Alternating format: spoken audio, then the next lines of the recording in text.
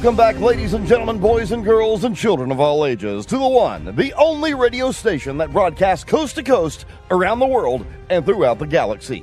WHRN, the HOJO Radio Network. And I'm your host, HOJO. And tonight we have a great show lined out for you.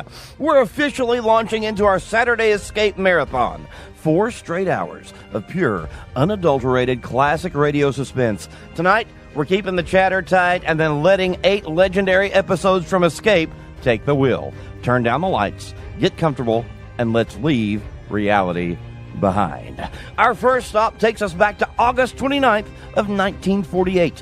Based on the surreal fable by F. Scott Fitzgerald, it's a gripping tale of unfathomable wealth and dark secrets hidden in the Montana mountains. Here is The Diamond as Big as the Ritz. Only here on the HOJO Radio Network. Stay tuned. Fed up with the everyday grind? Tired out from the summer heat? Want to get away from it all? We offer you Escape. Escape, designed to free you from the 4 walls of today for a half hour of high adventure. You are prisoner in the magnificent mountain retreat of the richest man in the world. While haunting you, terrifying you, is the knowledge that the ultimate escape will be death.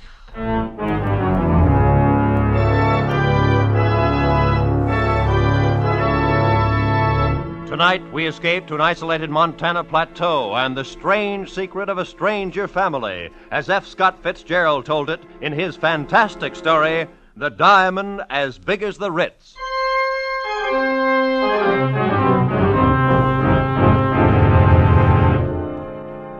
I'd been going to St. Midas Prep School for a couple of years. This was my second summer vacation. I'd met this fellow, Percy Washington, during the winter. Got to be pretty good friends with him. Only I didn't know about his family or where he came from or anything like that. Of course, I knew he must be rich. All the fellows at St. Midas came from wealthy families. So when he invited me to spend the summer at his home out west someplace, that was okay by me. We'd been on the train overnight when he first mentioned it. I don't even remember now what led up to it. We'd been talking about first one thing and then another. Percy, exactly where is your home? I mean, you bought the train tickets. It's and in all, Montana, sort of a Montana? little place. Oh, yeah. Pretty wild country, isn't it? Some of it is. Now, you take Hades, Missouri, where I come from. It's been settled for 150 years. One of the first towns on the Mississippi River. Indeed. Oh, sure. That's very interesting. I sure do appreciate you're not making jokes about it the way some of the fellas do when I say I come from Hades. Why, you know my father's John, plantation... Huh? Do you know that my father is the richest man in the world? Oh? By far the richest? I read about a man that paid taxes on a $5 million income. Small fry. If my father paid tax on his real income, he'd disrupt the whole economy of the United States. No kidding. Oh, I like rich people. The richer a fellow is, the better I like him. My father could buy out all of the millionaires in the country and not even know he had done it. Is that a fact? I visited the Schlitzer Murphys once. They're plenty rich. Why, their daughter Vivian's got rubies as big as hen's eggs, and sapphires that glow like headlamps. I like jewels. Always have. I used to collect them instead of stamps. And diamonds. The Schlitzer Murphys had diamonds as big as walnuts. Oh, that's nothing. Huh? Nothing at all. My father has a diamond as big as the Ritz. Please, I'm not joking. But you mean as big as the Ritz-Carlton Hotel? Exactly. My father has a diamond as big as the Ritz.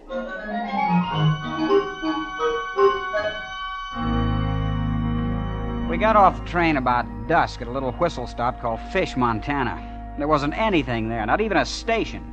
Just a broken-down old buggy and 4 or 5 sheep herders lounging beside the track. And I suppose wondering who we were. Anyway, Percy and I climbed into the buggy, and without saying a word, the driver cracked his whip, and off we went. I don't know how far we traveled. We didn't seem to be following any road, though, and after an hour or so, it got dark. But the driver kept right on, never saying a word. I hope you'll pardon this inconvenience, John, but we have to take certain precautions, you know. Oh, that's all right. Anyway, we're almost there. You're, home, you mean? Oh, no, to the place where we consider it safe to transfer. A transfer? What do you mean? Oh, there's the signal now. Headlights. Pull up the horse, Absam. Here we are. An automobile, but how? There's no road. Oh, this car's special built. Doesn't need roads. Welcome home, Master. Good evening, Gigsum. Well, come on, John. Let's get in. Gosh, this car, what's it made out of? Silver? No, platinum. Those are emeralds in the hubcaps. And the upholstering, it's fur. Mink. You're ready, Master? Anytime, Gigsum. You've probably noticed the exceptional brightness of the headlamps. The lenses are cut from diamonds. Boy, what a car. This old junkie. We use it for a station wagon.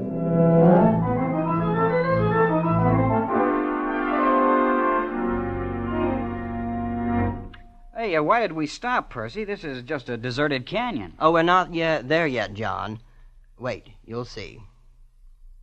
They sent down the hooks while we were coming from the station. The hooks? Yes, to attach to the wheels, you know. That's what Gigsum's doing now.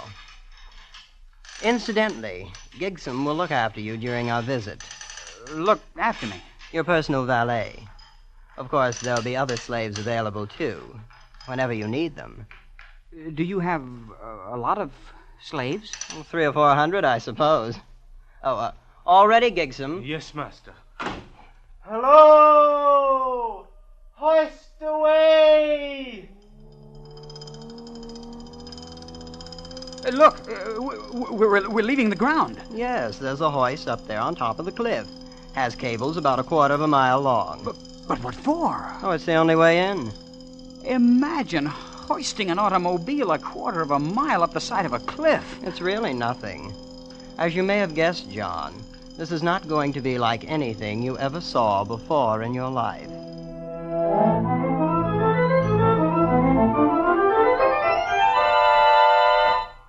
Well, John, there it is. That's your home? It's magnificent. Palatial. It's not bad. How big is it? I think it's around 140 rooms, but Father may remember exactly. Then, of course, there are other buildings, slaves' quarters and things. Why hasn't anyone ever found out about it? This place, I mean. Well, for one thing, it's the only 5 square miles in the United States that have never been surveyed. Why not? Oh, things were arranged. I don't see how that's possible. Believe me, it hasn't been easy. I understand Grandfather had to bribe 3 government bureaus, a vice president, and half of Congress once to keep the place off the maps. But somebody surely stumbled onto it, prospectors, people like that. Oh, yes, that happens occasionally. Then, of course, we have to arrange things. You mean... Not always. Usually we just take them prisoner and keep them, like the aviators. Planes come here? Once in a while they fly over. Of course, they never get away. We have 9 anti-aircraft batteries around the hills. You shoot them down? Oh, yes, great sport. It does upset Mother a bit. And there's always a chance one might get away. That's Father's greatest worry. This place is, this whole thing, it's fantastic. Oh, come now, John. I picked you for a fellow with his feet on the ground. And you haven't seen anything yet, you know. This is only the beginning. And it was only the beginning. We crossed the acres of lawn and entered the great chateau. And from that moment on, vision upon vision tumbled together in a gigantic kaleidoscope of color, symmetry, and exquisite harmony. There were corridors lined with gleaming crystals lit by lamps cut from emerald, and great halls carpeted with chinchilla fur and ermine. And there was a white-haired man, pink-faced and very pleasant, who was Percy's father. And Percy's mother, a lovely lady with dark hair piled high on her head like a fragile queen. Soft music came from hidden places. Perfumes filled the air. Exotic foods and wines more rare than pearls. I thought there could be no more nor greater wonders. I was wrong. There were many more and greater ones. And one of them I discovered the next morning in the garden.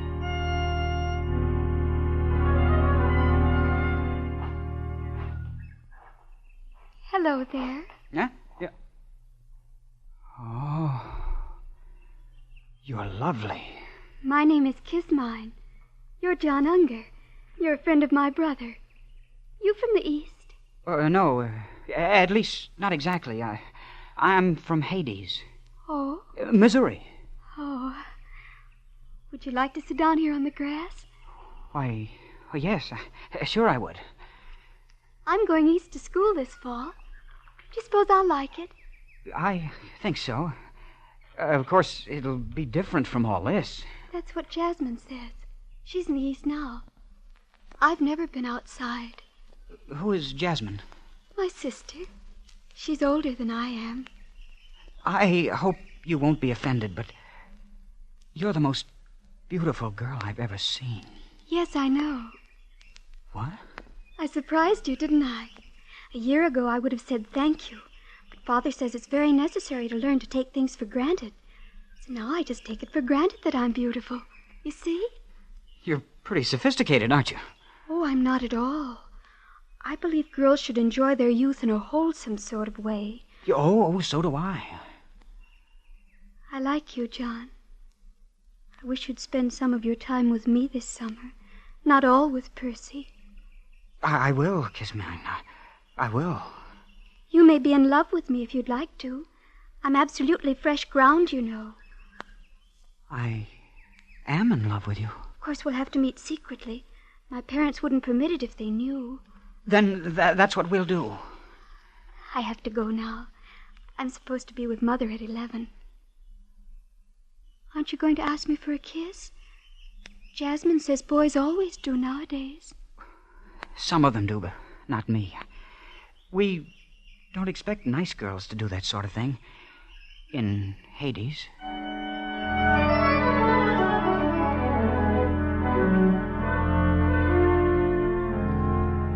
It was a funny thing.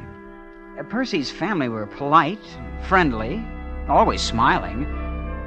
And yet all the time I had a feeling that some terrible and golden mystery lay hidden just around the corner.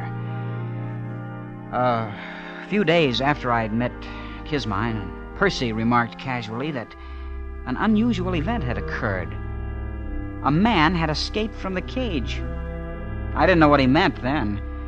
But the next morning I was walking with Percy's father on the grounds of the estate. Mr. Washington, Percy said something about a man escaping from the cage. I didn't quite get it. The cage, well, perhaps you'd like to see it. This might prove interesting, just as a novelty. It's over there. These trees, they're 60 feet tall. And they have roses blooming all over. Yes, it's a rather interesting development by a Swiss botanist. These are the only ones in the world.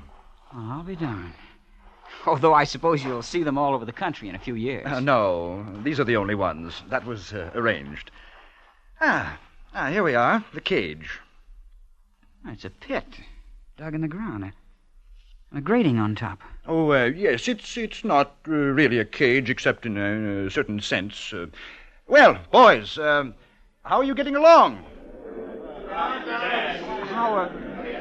How many men are there down there? About 50, as I recall. Who are they? Oh, the aviators we've shot down, wandering prospectors, men of that sort. But why are they kept there? They've all had the common misfortune of having discovered El Dorado. Gentlemen, I am sure you would like to know that your companion who departed without my permission has been taken care of. Yes, he was shot by some of my agents in 14 different places. Golf, Mr. Unger? They found him then? The man who got away? No, those places were towns. My agents were overeager. None of them could offer a positive identification. I'm afraid the man may still be at large. You see, it's not all utopia here. No, we do have our difficulties. Isn't it a little unnecessary, holding them like that? No, not at all. It's the only way to keep this place hidden. Yes, I guess that must be important. Percy was telling me something on the train. I thought he was kidding, but... Well, he said you had a diamond as big as the Ritz-Carlton Hotel. Oh, yes. Yes, indeed. As a matter of fact, it's much bigger than the Ritz. Much bigger.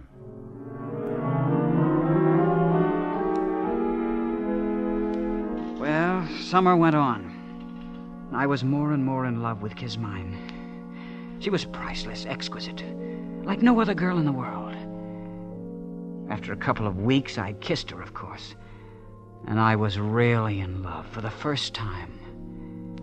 I should have known, should have put two and two together when Percy's father showed me the cage, but I didn't. Until one morning late in the summer, I slipped off with Kismine to the rose gardens. Kismine, I think we ought to elope. Oh, I don't know. It would be much nicer to be married here. But then it'd be more romantic to elope.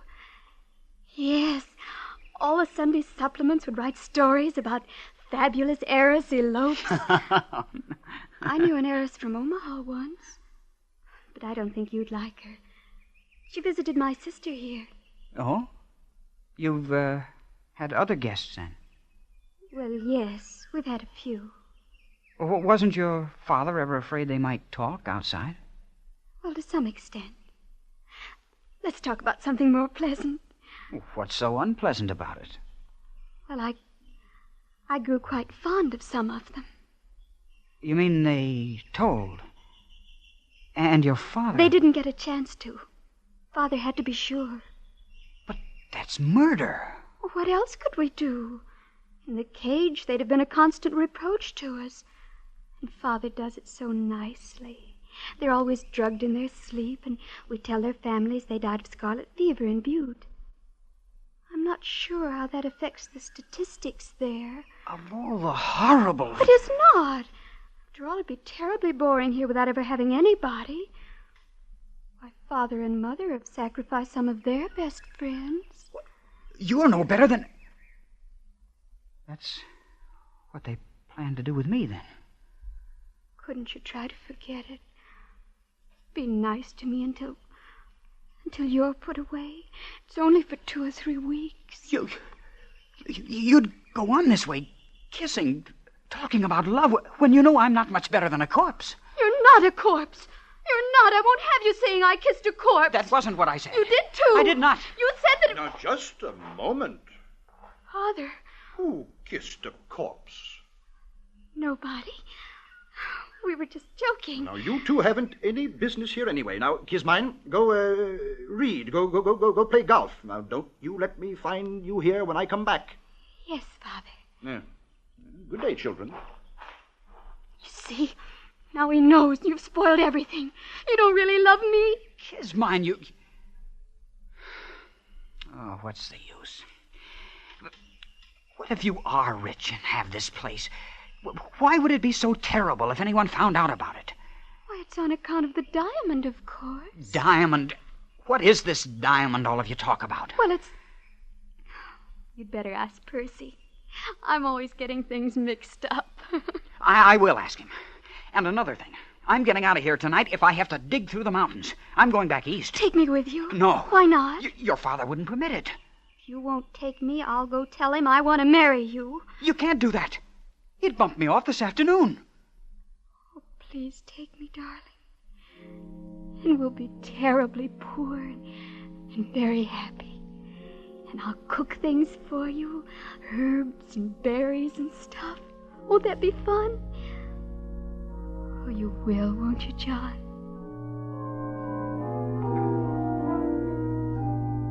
Well, my head was really in a whirl. This whole thing was fantastic. And so was the family. Even Kismine. I couldn't think of anything to do, but I rushed to see Percy. But, John, why didn't you ask me before? Because I thought you were kidding all the time. I know. You wouldn't believe me if I'd told you. I'm ready to believe anything now. Well, it was my grandfather who started the whole thing, purely by accident. He came out here from Virginia after the war between the states and stumbled onto it. Onto what? The diamond, of course. That's what made all this possible. Grandfather spent 2 years going around to different cities of the world selling bits of it. Then he started building this place. He put his money into jewels, but Father found that radium took up much less space. But why the secrecy? Oh, it just wouldn't do if anyone found out. Ruin the whole economy of the world. The thing's too big. This has been going on for 3 generations. Well, and the cage and this thing of inviting friends. Oh, yes. You see, there wasn't really any danger before airplanes. They are what worry us. And you knew when you invited me here what would happen. Please, John. I thought you'd be more sensible about it. After all, you can see my position. Yeah. Where is it? Where do you keep this diamond that's caused so cockeyed much trouble? Oh, I thought you'd guessed. You've noticed the hill the chateau stands on? Yes. It contains a cubic mile. And except for a thin covering of dirt, it's one big, solid diamond.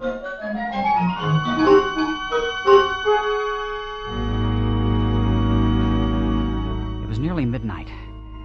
I didn't know what awakened me, but all of a sudden I was staring across the patches of moonlight, spotting the ermine carpet of my bedroom.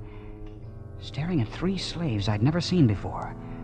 They just slipped inside the door and stood there, each with a vicious length of shiny copper wire. The official executioners.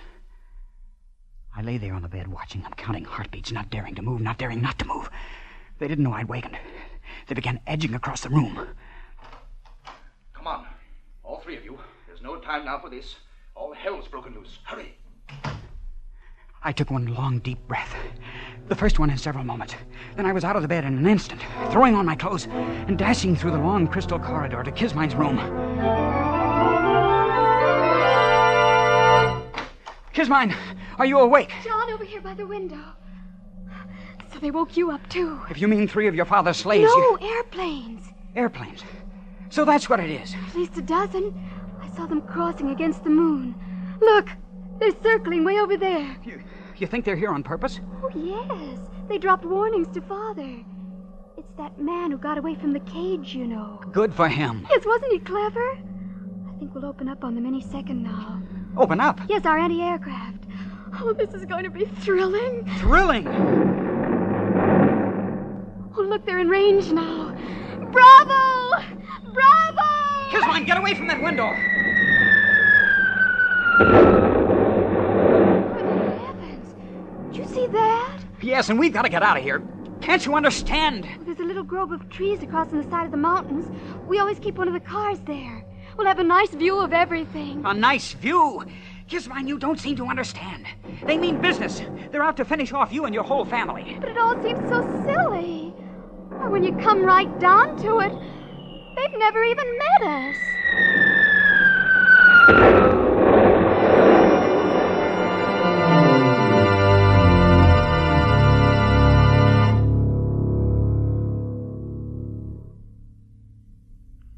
What time is it, John?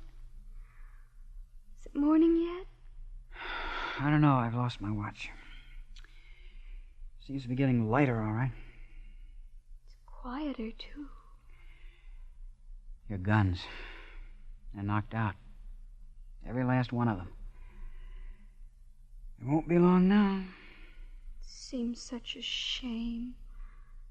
The family put so much work on the place. Everything's always been so pleasant. Yeah. You better get some sleep, Kismine. I'm going to walk down the path a little ways. You'll come back. Yes, Kismine. I'll come back. At the edge of the wood, I stopped and looked out across the valley toward the wrecked chateau standing on its diamond hill. And then suddenly 3 men appeared, bearing a heavy burden among them. It was Mr. Washington and 2 of the slaves. All right. This is far enough. We'll stop here. Now, hoist it up and hold it there. Both together now. Easy now. Easy. The burden they held up to the heavens was an immense diamond. Now, you I could see no one else anywhere in view. You, above there. I want you to understand this is only a sample. I'll give you 1,000, cut as fine, set in pedestals of platinum.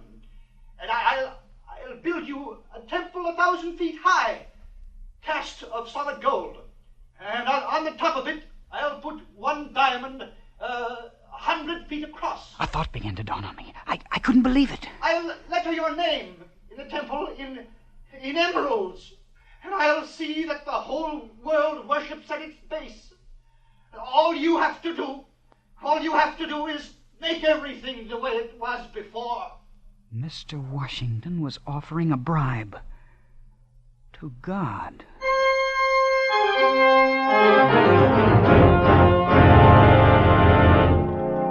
He stopped talking and waited.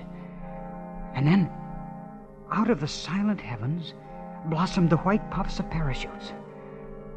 The man who had tried to bribe God looked up and saw them. And he became old in an instant. And turning with lowered head, walked down the path toward the chateau. With sudden premonition, I whirled and headed for the spot where I'd left Kismine. Kismine and the car that needed no roads.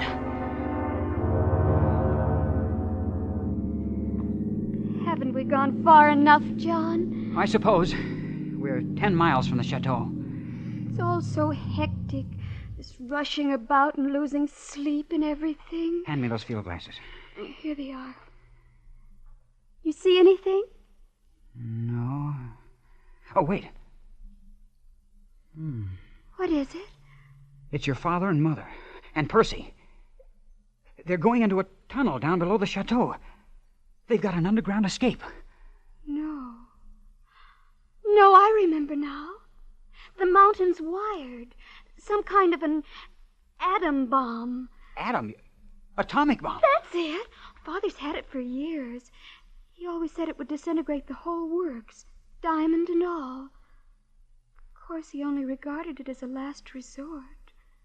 So he'd rather have it like that. They're all inside the tunnel now. I can see the troopers moving in. I don't suppose there's really anything to be done about it now. And there wasn't.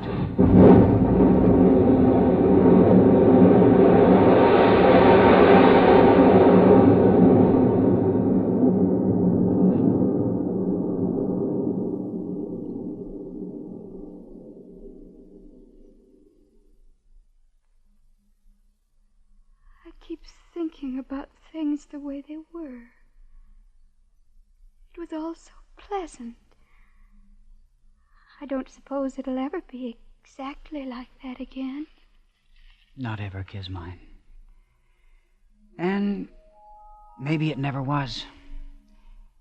Youth is a time for dreaming. Dreams die, too. I'll probably have to take in washing. But of course we'll be very happy. What will we do, John? Do? Oh, we can love a while underneath the stars. That's a form of divine drunkenness we can all try. And then there may be other diamonds in the world, who knows? And even though it's a shabby gift, there's always disillusion. Turn up your collar, Kismine, before you catch pneumonia.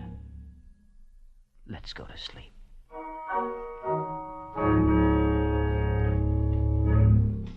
Escape is produced and directed by Norman MacDonald. Tonight we have brought you The Diamond as Big as the Ritz by F. Scott Fitzgerald, adapted for radio by Les Crutchfield, with editorial supervision by John Dunkel. In tonight's cast were Sam Edwards, Peggy Weber, Danny Merrill, John Daner, and Don Diamond. Special music by Ivan Ditmars. Next week.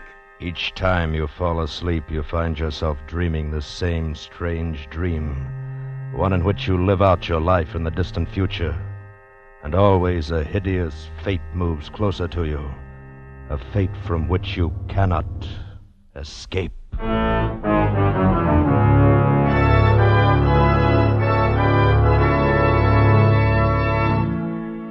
Next week, we escape with another great story by one of the world's greatest authors.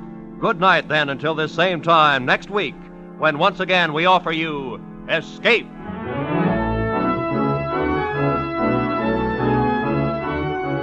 Hey, that was The Diamond as Big as the Ritz. Now we're moving right along in our marathon timeline to September 5th, 1948.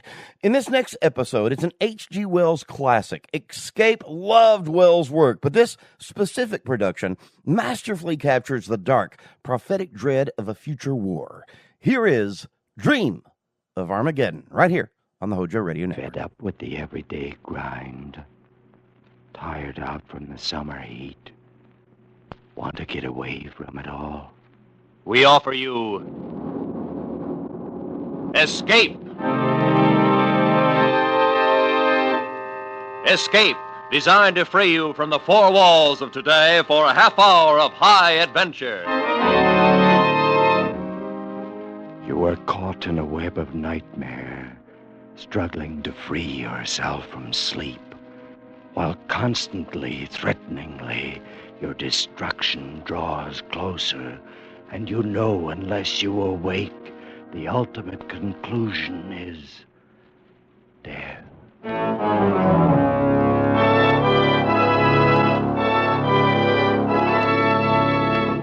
Tonight, we escape to 2200 A.D. and the fearsome picture of the last days of civilization, as H.G. Wells told it in his terrifying story, Dream of Armageddon.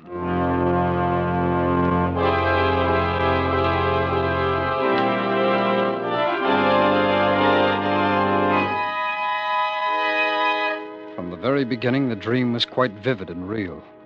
Much more real than the dull world of business that moves by day. And in a short time, I began to thrust the waking world aside and live my life wholly in the dream, night by night. I was not then aware, of course, of the hideous ending to come. A thing so horrible to face that even though I doze now in my chair, I dare not sleep. I can't recall exactly when the dream, if it is a dream, first began. Oh, a month ago, perhaps. At any rate, I fell asleep in my flat and awoke in another place and another time. That is to say, as I fell asleep here, I awoke there, far away on an island in the Mediterranean, and hundreds of years in the future. Eden, you must wake up now. Wake up? But where am I?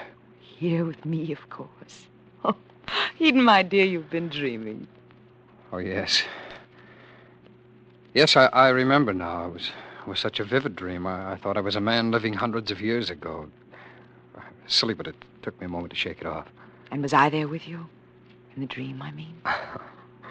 You're here with me now. That's the important thing. Has there been no word? Nothing has changed? Nothing. Otherwise, I should have awakened you. Good. Perhaps they've finally decided to leave us alone. I hope so. I couldn't stand much more of it. Our faces on every telescreen all over the world. Scandal criers saying things. It doesn't matter, Noma. It's over. We've left all that behind us in the north. We're going to be very happy here. Oh, my darling, we have to be. It's the only thing that will justify what you did. Noma, can you doubt that we will? Come here. Look out through the glass wall there. Blue sea down below us, pale hills and the far-off mainland. Why, is there any more perfect place to be happy than here in Capri? And what of the woman you brought with you? Did you not perhaps give up too much for her? Pay too great a price? You're worth more than all of it, Noma. You make me feel very humble. You were the most powerful man on earth, council master of the allied nations of the North, the ruler of 1 billion people. 1 billion fools? Why, had they not been, they would have accepted you. They felt they had reasons? Reasons? Could not permit me to marry beneath my station now. I've given my whole life to them until now. Has a man no right to happiness, Noma? They follow their own desires. Why shouldn't I do the same for once? Why not, indeed? I've no answer for you, beloved. I'm proud and humble for what you did. But also a little afraid. Afraid of what? I don't know, Heaton, I don't know, but the Vicetel. Your pardon, Master Heaton. May I have your attention, please? Yes. Yes, go ahead. What is it? There is one here who desires to speak with you. I'll see no one. I've told you that. He tells me to say the white grasses grow tall in the north and reach above the snow. Heaton, it's a messenger from the council. Yes. Very well, send him up. What does it mean? Have they thought of some new way to... No, my darling, it is nothing. He'll talk of duty again and all the other things, the same kind of talk. It can't be anything else. If only they'd chosen someone besides Evesham to govern. But they did choose him. If he doesn't suit them, they can find someone else. I'll have no part of it. He's such a fool, such a stupid, blundering fool. Well, perhaps they need a fool. Perhaps that's why... Oh, there's the messenger. Come in. I must beg you to pardon this intrusion, Master Heaton, but the council considers the matter of the greatest importance. It's all right. Now, what is it you wish? If we could speak alone, perhaps. I have no secrets from the lady. She knows everything. Now, what is it? I am empowered by the council to ask you to return at once and take charge of the government again. Alone? Yes, that would be required, of course. Then the council wastes my time and theirs. But there have been new developments. Evesham already has begun the moves we've always feared he would. Now, no one but you can stop this madness, this foolish ambition of his. And more's the pity, for I do not choose to do anything about it. You know what it means, of course. I know nothing of the affairs of government. I am a private citizen engaged in seeking happiness. Master Heaton, do you believe that one man can work out his fate, apart and separate from the fate of all mankind? You may leave now. You may go back and tell the council that I have no concern in their problems now or ever. Very well, Master Heaton. But if you should decide differently, decide quickly, for there is very little time. Heaton, is it true? Will it really come to that? Probably. The South and the East are not easily bluffed. But war. Loose in the world again for the first time in 100 years. War again. They don't know what it is. No, they don't. They've never seen it. Heaton, you can't let it happen. No, my darling, I've made a choice, and it's final. If it comes to war and the whole world falls in ruins, then I'll live on in the ruins. But I'll live there with you. That's final. Heaton, I'm afraid.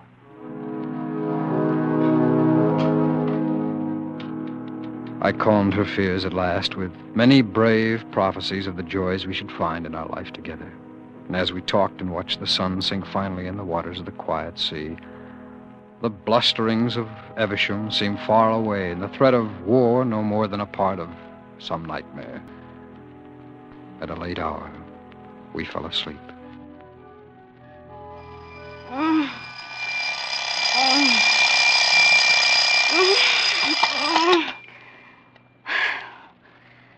Henry. Henry, wake up. I said wake up. Can't see why you always have to wait for me to shut off that clock. Sorry, dear. I was dreaming. Dreaming, indeed. Now get yourself dressed. You want to be late again this week? Good chance of war. I don't know just what I can do about it. Oh, Henry, for pity's sake. One thing's certain, I won't give her up, no matter what happens. Her? Who's her? Oh, yes, of course. I'm getting up right this minute.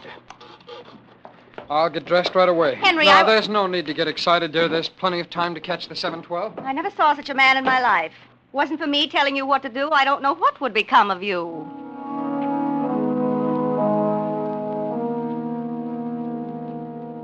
All that day at my office, I kept thinking about the dream. It was hard to remember that it had been a dream. It had been so real as everyday things going on around me. Perhaps even more real. Certainly more desirable. For, as you may have guessed, my daily life held little of interest. But in the dream, everything was different.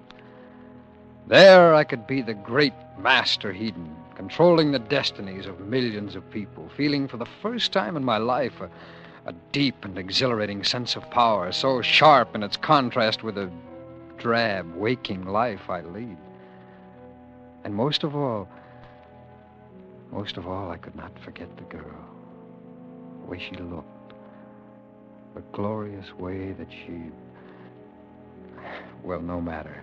All day I kept wondering if I should be able to find the place again, so far away in space and time.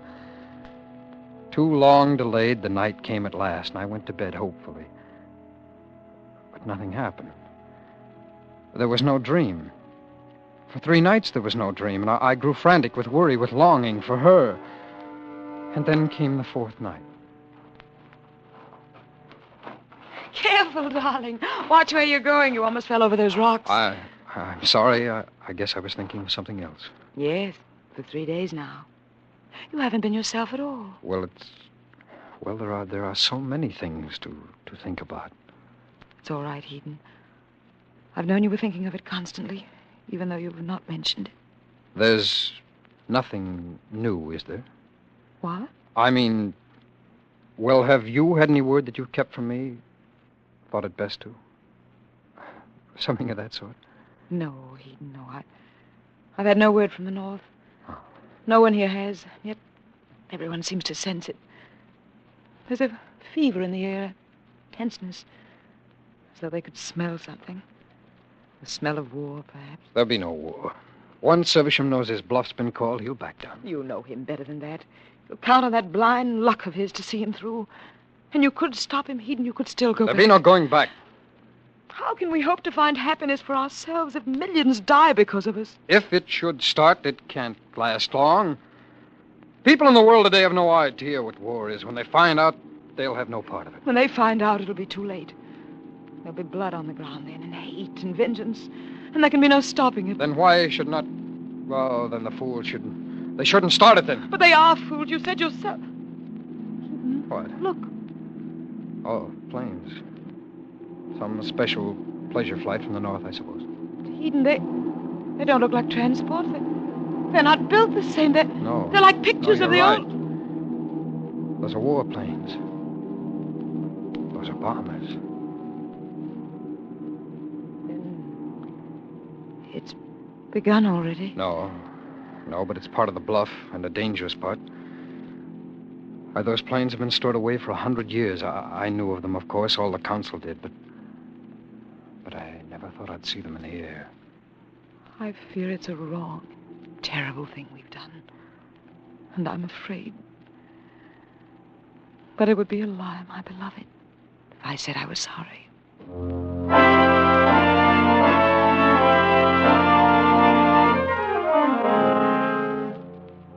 No more warplanes came to Capri in the next 2 days. But the sight and the sound of the first ones had been enough. The peaceful island of pleasure became a beehive of belligerent activity.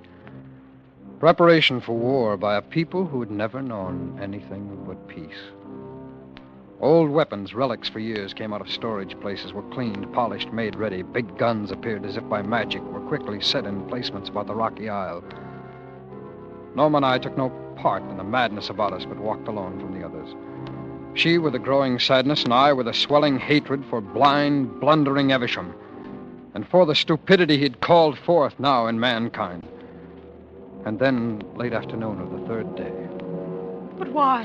Why do they act as if they might come here, Eden? If there were a war, it could never reach to Capri. Who knows why they act or what they think? There's no reasoning in them. They're like sheep, anxious to get their throats cut and have it over with. It was all so beautiful, Eden. Oh, Norma, it still is. All this has nothing to do with us. We've turned our backs on it.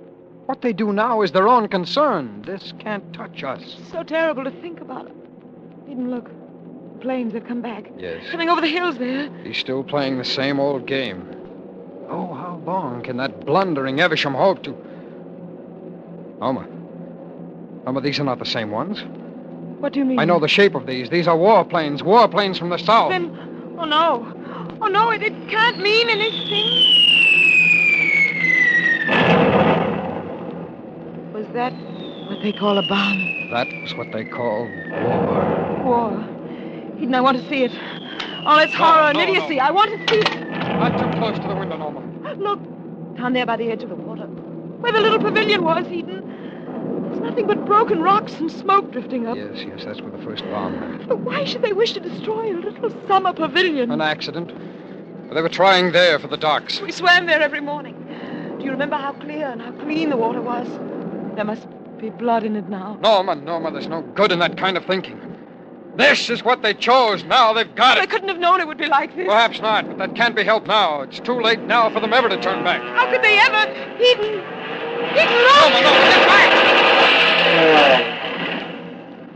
look! Look, Eden, that plane along the beach, the whole promenade, hundreds of people and children too.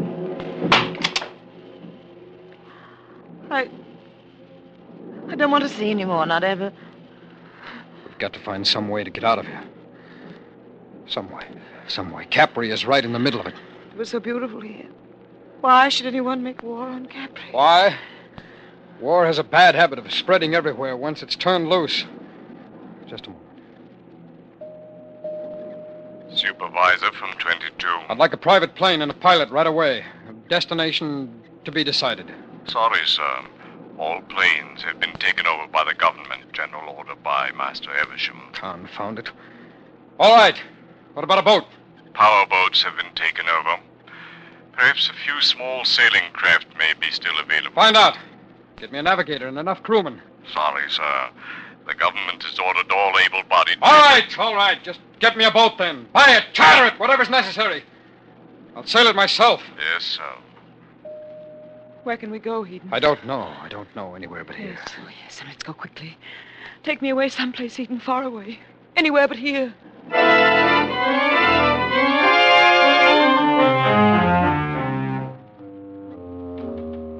Then flight. Days of flight from stolid death in his military boots who tramped always just behind us. Never far away. I fought to stay asleep. To stay with my dream. To stay with Norma. I cursed each time I awoke. I simply can't understand you, Henry. You moon around the house like a lovesick calf. Haven't been to the office in 3 days. Don't you have any consideration for your job or for me? Do you want to see us kicked out into the street like tramps without a cent to our name?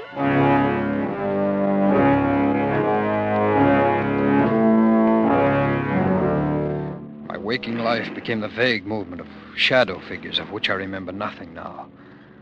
But my life in the dream was very real. Oh, yes, very real. No. I've just come from there. You cannot go through the pass. Why can't we? It is impossible. You must go back to the coast quickly. Eden, can't you explain to him we must find some place to buy food? We've had nothing to eat for 2 days. No, lady. There is no food here. Everyone is starving. Pestilence has broken out. Pestilence? Horrible plague. Came suddenly. Already, people of 2 villages are lying dead in the gutters. Spreading very quickly. Come, Norma. Let's go back to the boat.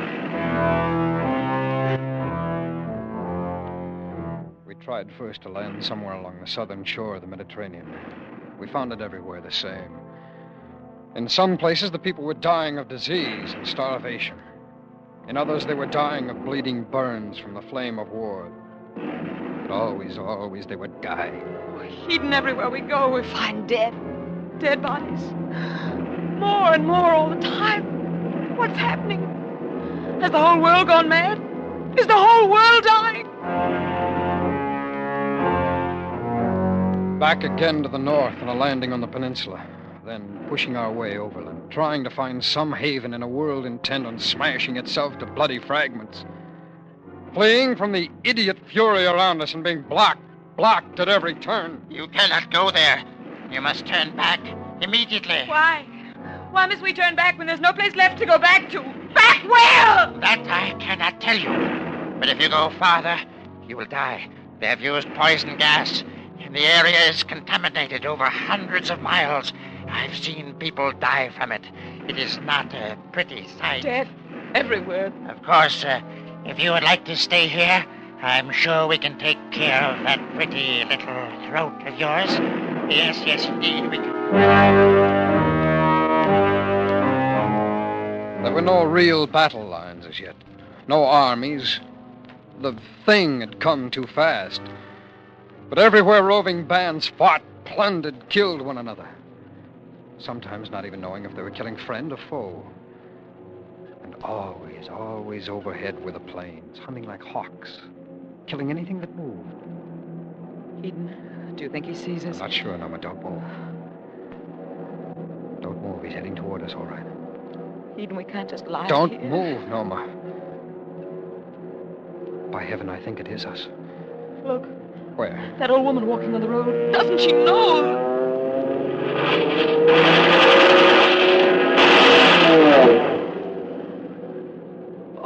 Oh, Eden, horrible.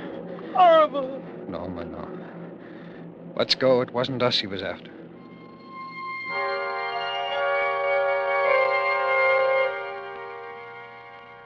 And so, for love and for reason, on and on, day after day, we fled from the monster stupidity of war, till at last we could flee no farther.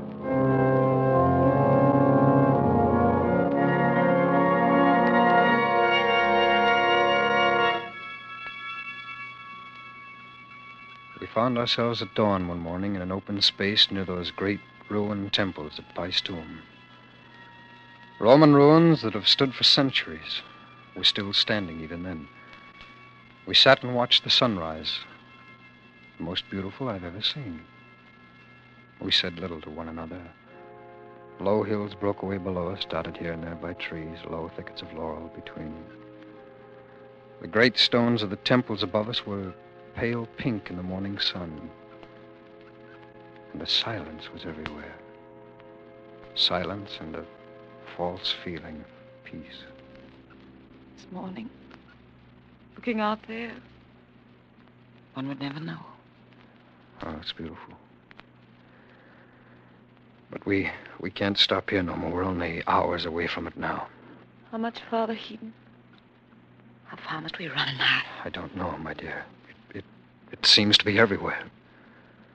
Sometimes these last few nights, I've looked up at the stars and I've thought, all of this is happening because of us.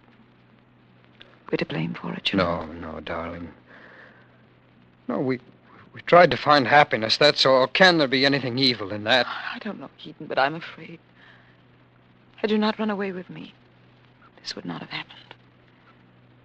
Millions of people must die for our happiness. Something is wrong. Well, the blame lies with them. They die for their own stupidity. We are not stupid. We could have prevented it. Had you gone back and left me... No, my darling. Now, there'll be no talk of that kind. We'll still find... We will. The chance to work things out somewhere. I have a strange feeling, Eden. We shan't have any more chances. We owe some kind of a debt. They're going to have to pay for it very soon. Oh, you're tired, Norma. That's why you talk this way. You'll soon Look, feel... Eden, another flight of planes.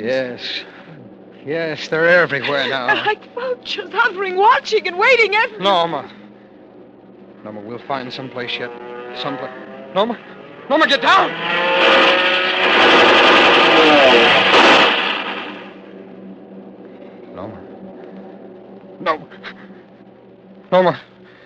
Norma, you all right? Eden, I love her. Norma.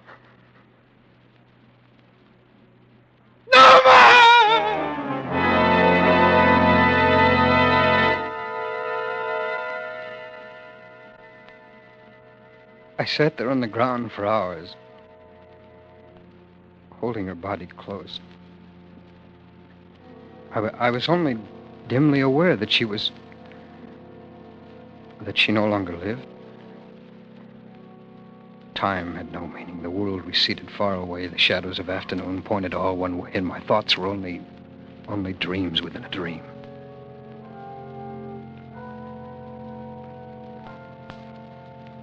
I must have stared at them for several minutes, not realizing who they were, watching them approach through the bushes. Before they came within yards, before it struck me suddenly, those uniforms. They were soldiers of the South and the East. With only one thought in mind, I jumped to my feet and ran toward them.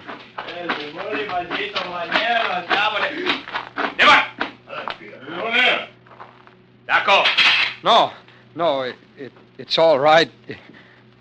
It's all right. You don't need those guns. I mean no harm. Allora, You see, I only wanted you not to come here. It's my wife. She's dead. There's no one else here. back. No, put away the bayonet. There's no need for it. You can take your men around the other... Now, what are you going to do? No! Oh.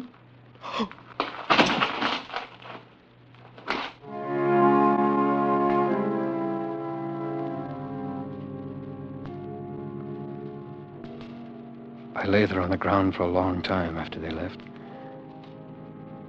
At first I tried to crawl back to her, but I couldn't. Then later I was unconscious.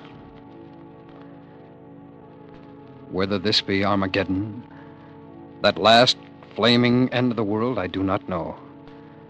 But of this I am sure. When the end does come, it shall come through man's unheeding selfishness, through man's stupidity. For when man stood up and learned to think and was no longer an animal, he became one with the gods. And like the gods, must take heed of the fate of mankind. This I know.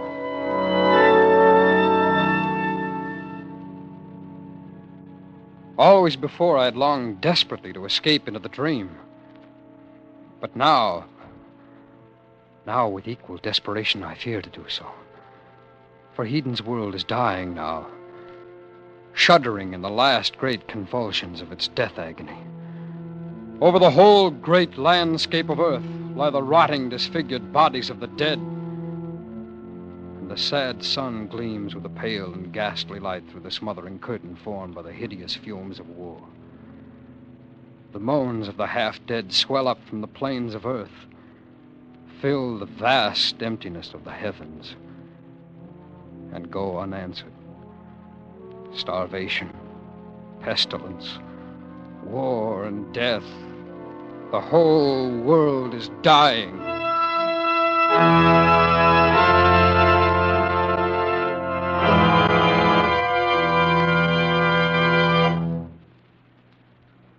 Heden, too, is dead. He died hours before I awoke this morning. His body still lies before the silent temples at Paestum. Yet in the dream, I still occupied his body. After he was dead,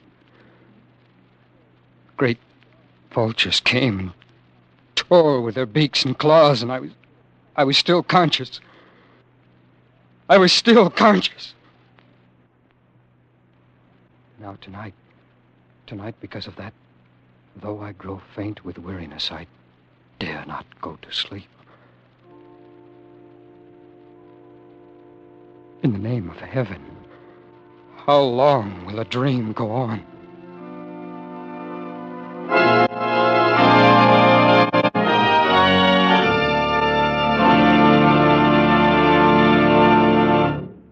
Escape is produced and directed by Norman MacDonald. Tonight we have brought you Dream of Armageddon by H.G. Wells, adapted for radio by Les Crutchfield, with editorial supervision by John Dunkel. Featured in tonight's story were Stacey Harris and Betty Lou Gerson, with Charlotte Lawrence, Jack Crucian, Eric Rolfe, and John Daner. Special music by Ivan Ditmars. Next week. You are standing in the light of an arc lamp by the cathedral in Mexico City, looking at a dead body lying at your feet, and a great fear comes over you as you wonder if you are a haunted man.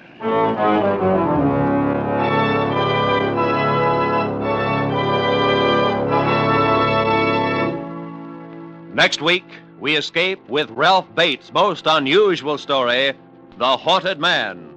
Good night, then, until this same time next week, when once again we offer you Escape.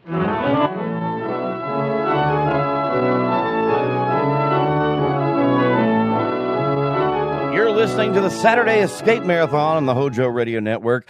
Up next is an eerie cult favorite from September 12th, 1948. Based on a John Collier short story, it follows a poet who decides to live inside a department store, only to find a terrifying secret society already living there. Let's head inside for Evening Primrose, next on the HOJO Radio Network. Fed up with the everyday grind? Tired out from the summer heat? Want to get away from it all? We offer you Escape. Escape, designed to free you from the four walls of today for a half hour of high adventure. You are groping through the midnight dimness of a gigantic department store, and suddenly you realize that 100 eyes are staring at you from the shadows, and 100 hands are reaching for your throat, and your most urgent desire is to escape.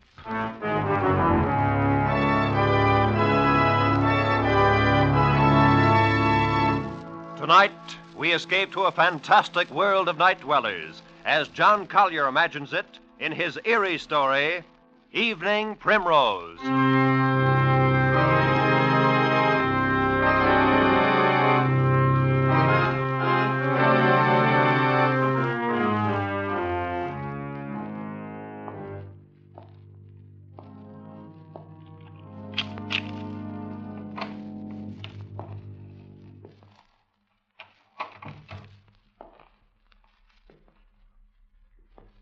Sadie? Sadie, what's the matter? It's me. Oh, you nearly scared me to death. What do you mean coming in so quiet? Oh, I didn't mean to scare you. I thought you'd be asleep. I didn't want to wake you. Oh, Sam, I'm so glad you're home. Hey, what's the matter? Oh, it's terrible. You gotta do something, Sam. What's terrible? It's this. Just look at this. What's terrible about that? Looks like an ordinary pad of paper to me. Yeah, that's just it. That's just what I thought. But it's got writing in it. Oh, it's awful. And now, wait a minute. Maybe you better tell me what this is all about. Well, today I went shopping at Bracey's department store. Yeah? I needed some writing paper, so I picked this up. It was on top of the pile. So I bought it and I brought it home. But tonight, when I opened it, I found it's got writing in it. Well, that's nothing so terrible. Just take it back tomorrow and make him give you a new one. Nah, you don't understand. It's what's written in it that's so terrible. What do you mean, what's written in it? Here, you gotta read it. Ah, Sadie. No, right now. Now read it. Look, Sadie, I'm tired. I've been bowling all evening. Please, Sam, please, just read it. But for Pete's sake... Sam! Oh, all right. October 13th. Today, I made my decision. I decided to say goodbye to the world. To get out, leave, break away. And I have done it. Ah, Sadie, Go on, read. And now I am free. Really free. Yes, I am free at last.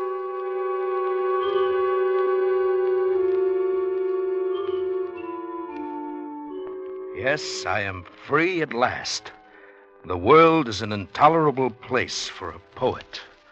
I was broke, starving, at my wit's end. And then I had the brilliant idea. I'd escape to a place where I'd had no need to earn a living, where I could write to my heart's content in peace and security. And where is this place?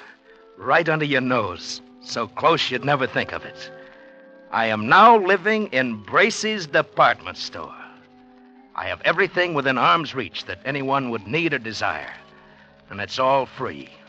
Absolutely free. I arrived this afternoon. I'd spent 3 days looking over all the department stores in town. I decided on Bracey's because of the completeness of their food department. Therefore, this afternoon I entered the store and went immediately to the 4th floor, to the rug department, and hid myself in this dusty, out-of-the-way corner behind a pile of carpets. Once I'm settled, I'll furnish it with the best of modern pieces from the furniture department.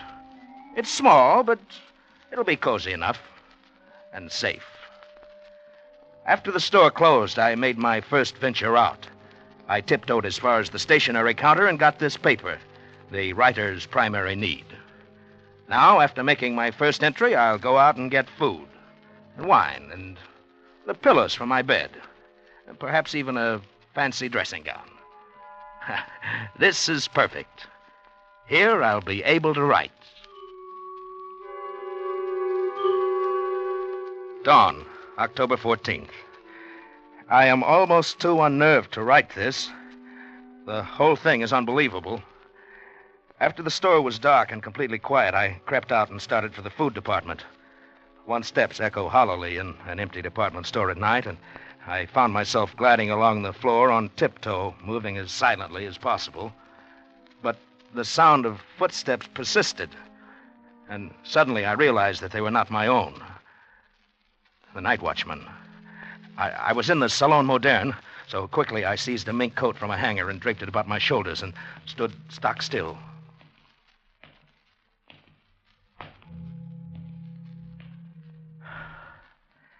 I could have reached out and touched him, but he passed without so much as a glance. I started to smile, but the smile froze on my lips. There was someone else here.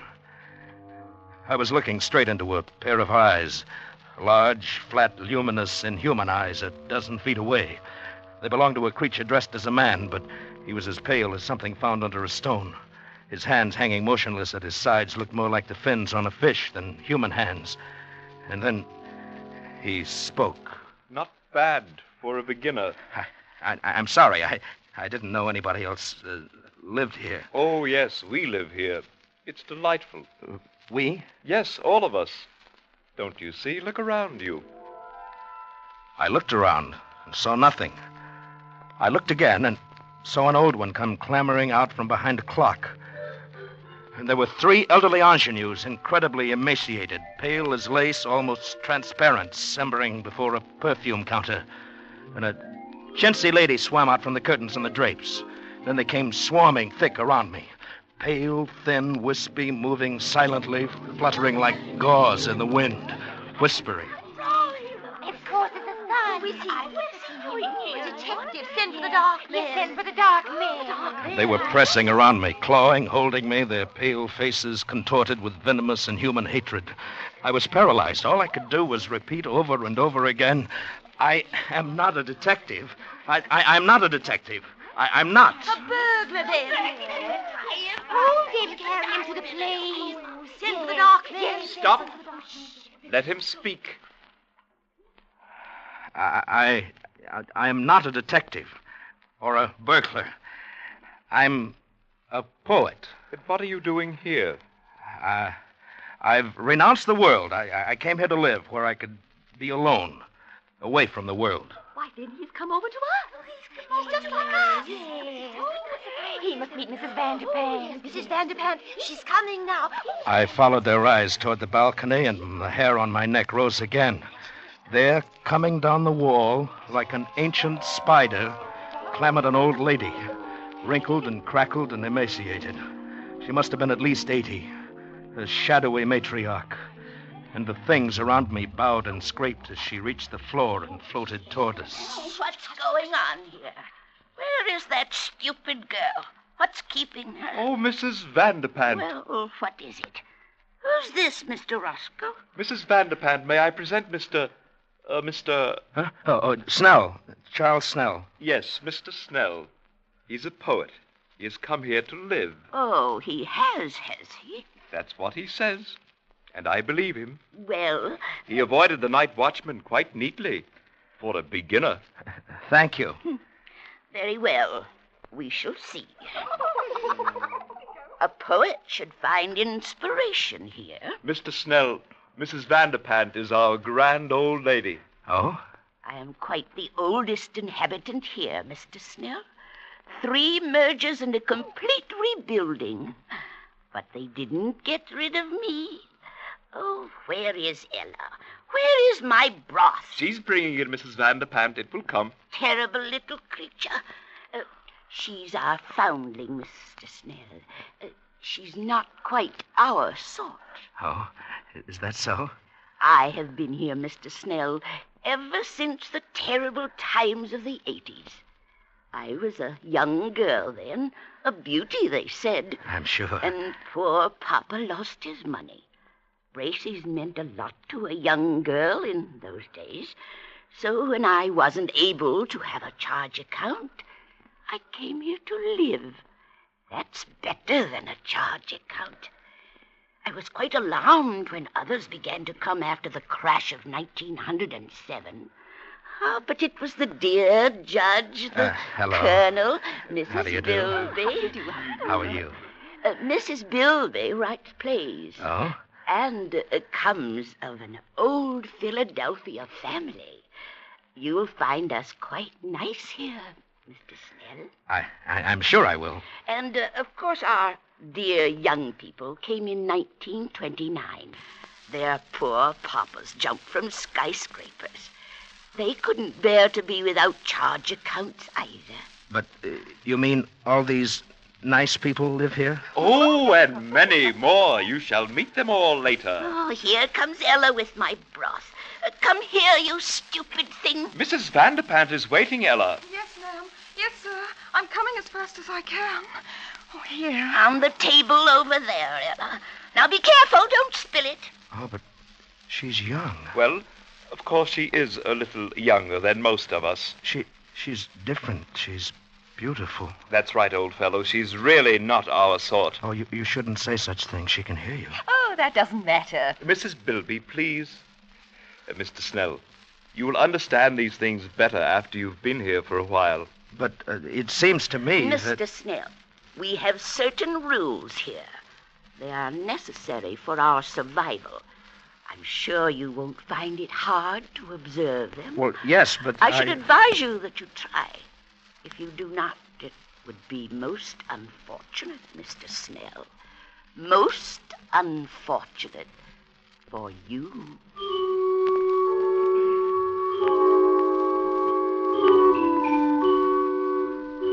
October 15th. You can imagine my feelings last night. My first thought was to escape as quickly as possible. In fact, I planned to quit my hiding place and mingle with the crowds and leave Bracey's forever. But just at dawn, Mr. Roscoe brought me a cup of coffee, which must have been drugged, for I fell asleep. And when I awoke, I found that I'd slept all day, and night was closing over the store once more. Later. I have spent my second night here. I saw Ella again. Ella, the pearl of this remote, fantastic cave. She's not like the others. A trifle pale, but otherwise normal and human and beautiful. A child of perhaps 18. She is the only thing that makes this nightmare bearable. October 20th. Escape seems almost impossible. There is a very effective burglar alarm system, and the doors are all carefully guarded.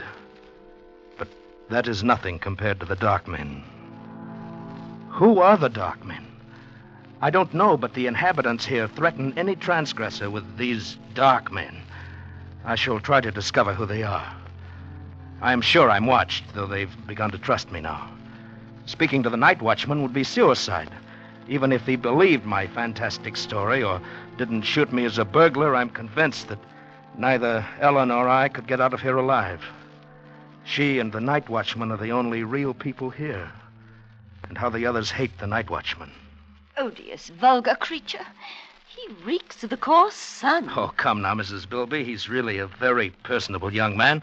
Very young for a night watchman. Mr. Snell, sometimes I wonder about your taste. Oh, you must not stay so much to yourself. You must become better acquainted with our ways. That's quite true, old man. Oh, you must come to the play tonight. We're going to be entertained with one of Mrs. Bilby's tragic comedies, Love in Shadowland. I'm sure you'll enjoy it. I'm sure I will. Oh, it's really a festive occasion, you know. Wanamaker's is coming over. Wanamaker's? Yes, the entire colony over at Wanamaker's is coming here en masse to attend the play. You mean there are people living in other stores? Oh, dear, yes, didn't you know? Of course, the best people live in Bracey's and Wanamaker's. Oh, come now, Mrs. Bilby. There are some very nice people at Altman's. I beg your pardon, Mrs. Bilby. Hello, Ella. Oh, good evening, Mr. Snell. Well, what is it, Ella? Oh, please, ma'am, I'd so love to see your play tonight. May I have your permission? Certainly not. You know better than that, you stupid creature. You know where you belong. In the basement, by the garbage cans. But Mrs. Bilby... Hush, Mr. Snell. Ella, you're becoming entirely too forward of late. I advise you to watch your step. Remember the dark men. Oh, no. Please, Mr. Roscoe. I'll be good. I promise I will. Oh, no, please don't send for the dark man. I'm sorry, Mrs. Bilby. Excuse me. Ella, come back. Charles, you forget yourself. Let her go. But how can you treat her like that? Why do you always frighten her? And what is all this about the dark men? Well, Mr. Snell, Oh, please, Mr. Roscoe, not now. You'll spoil our whole evening, and I do so want Mr. Snell to enjoy my play. Very well, Mrs. Bilby. Later, Charles. But I want to know about the dark men. Later.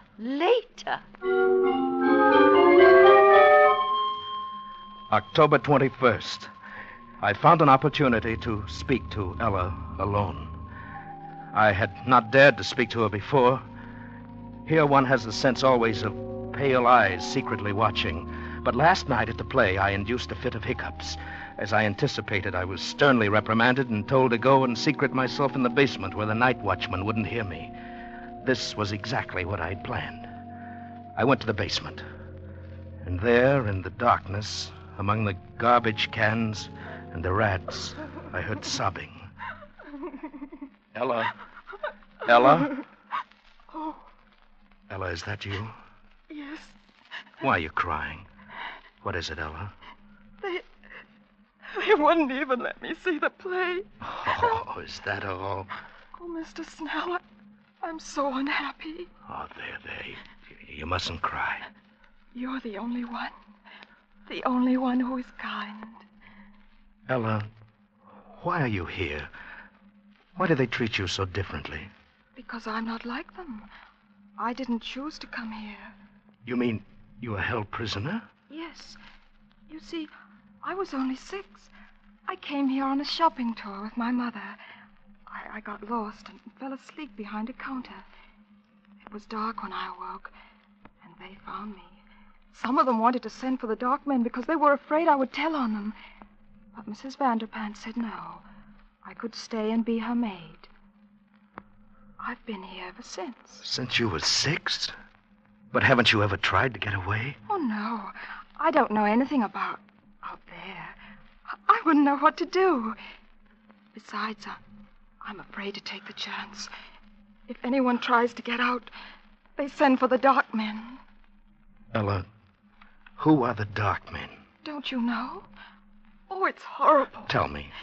Well, you know how people live in all the stores, at Gimbel's and Bloomingdale's? And... Yes, I know. Well, the dark men live at the undertakers. Good heavens. And whenever someone dies or breaks the rules, or when a burglar gets in and sees these people and might tell, they send for the dark men. That's horrible. They put the body in the butcher shop and the food department, and then the dark men come. I saw them once. It was terrible. What do they do? They go in where the dead person is. They have wax with them and all sorts of things. And when they're gone, there's just a wax model left on the counter. Then our people put a frock on it or a bathing suit and mix it up with all the other wax models in the windows. And nobody ever knows. Ellie, you mean all these dummies are... Oh, no. At least, not all of them. But if you displease these people, the same thing might happen to you.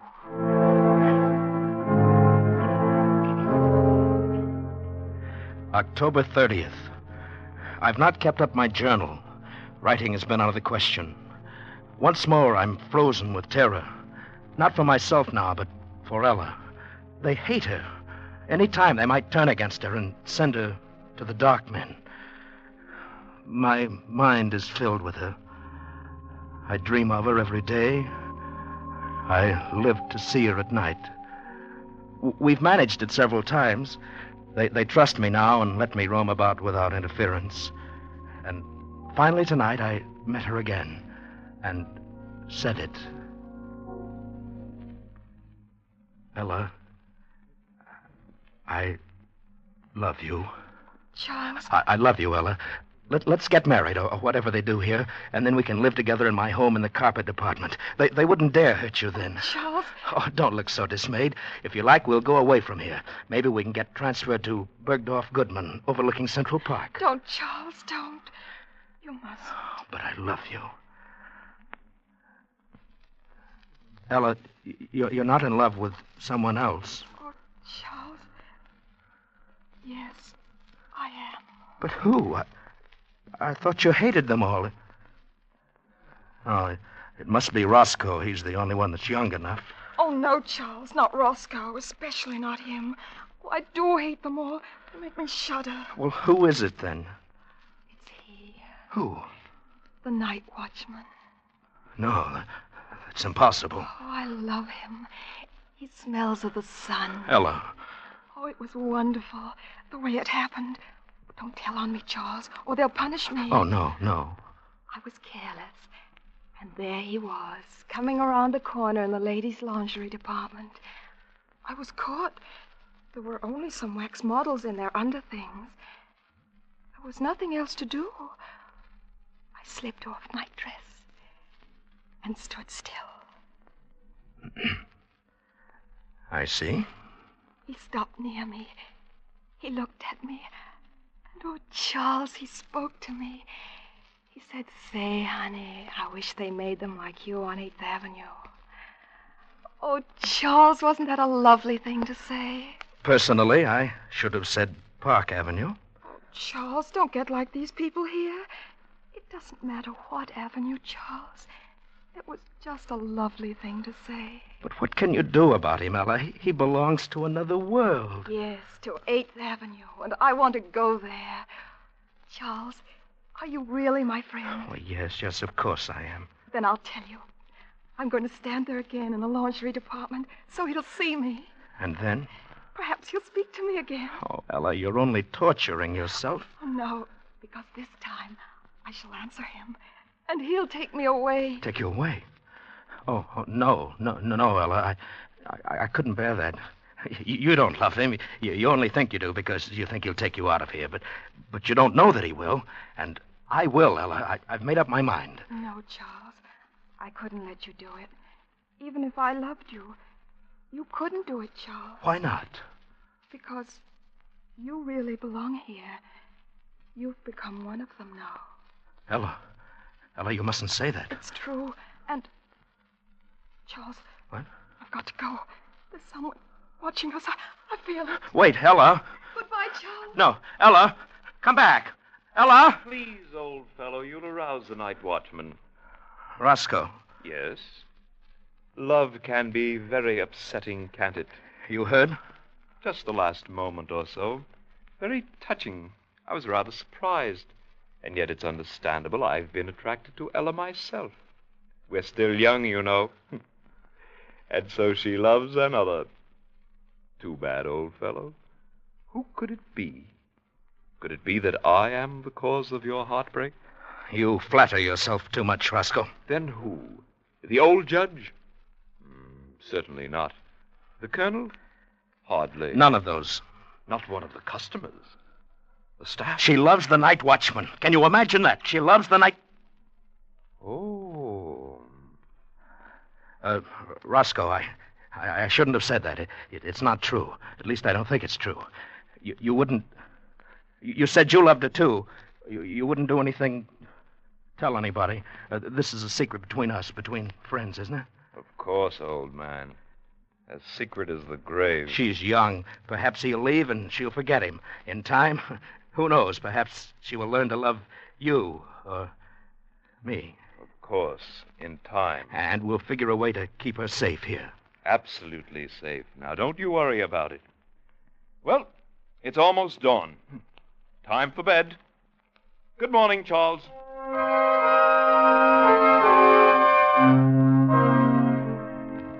Early evening, November the 4th. I was a fool. I should have known he couldn't be trusted. He must have gone straight to Mrs. Vanderpant. This evening, the atmosphere has changed. People flickered to and fro, smiling nervously, horribly, with a sort of frightened, sadistic exultation. An informal dance in the record department's been called off. And I can't find Ella. I'm going out again now to look for her. Roscoe, what have you done with her? Quiet, old chap. The night watchman. I don't care. What have you done with her? Whatever I did for your own good as well as the good of us all. Wait a minute. What is that? What are those people carrying? Why, it's Ella. She's tied up. They're carrying her. Ella! Ella! Stop it, Joel. Stop it. Let me go! Let me go! No, stop, Joel. Stop it. You'll arouse the night watchman. But they're taking her into the butcher shop. Ella! Ella!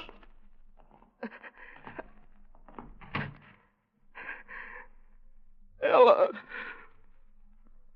Yes, Charles. Those are the dark men.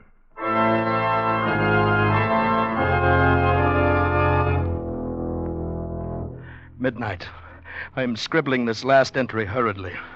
They are in there in the butcher shop with Ella. The dark men. There's only one thing to do. I'm going to find the night watchman and tell him. He and I will save her if we can. And if we're overpowered, well, I will leave this pad on the stationery counter. Tomorrow, if I live, I will recover it. If I do not, whoever finds this and reads it, look in the windows. Look for 3 new wax dummies. 2 men, one rather sensitive looking, and a girl. She has blonde hair and blue eyes, and her nose turns up a little. Look for us. And then find them. Smoke them out. Exterminate them. Avenge us.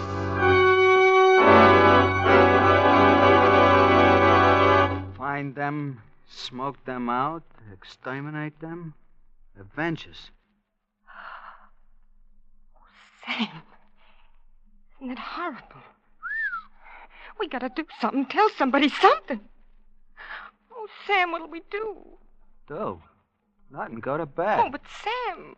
Whoever wrote this has sure got a weird sense of humor, hey? Probably some clerk down at Bracey's ought to be fired. You mean you think it's just a story? Are you kidding? You don't believe that stuff, do you? Well, I don't know.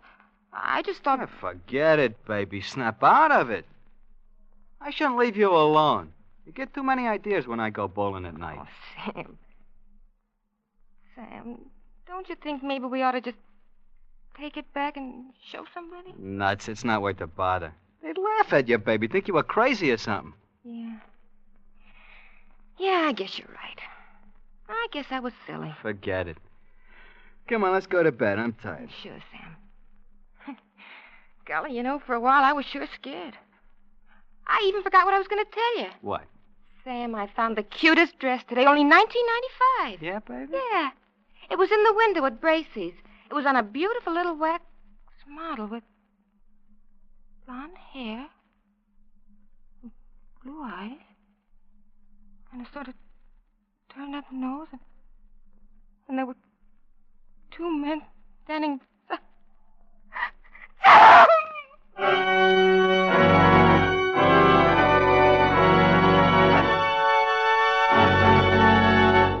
Escape is produced and directed by Norman MacDonald. Tonight, we have brought you Evening Primrose by John Collier, adapted for radio by John Dunkel. Featured in tonight's story were Bill Conrad as Charles and Constance Cavendish as Ella, with Harry Bartell, Lillian Baeff, Jeff Corey, Kay Miller, and Irene Tedrow. Special music by Ivan Ditmars. Next week. When you've had all you can stand of routine, when your everyday chores offer you no release, when the 4 walls are closing in on you, join us for Escape.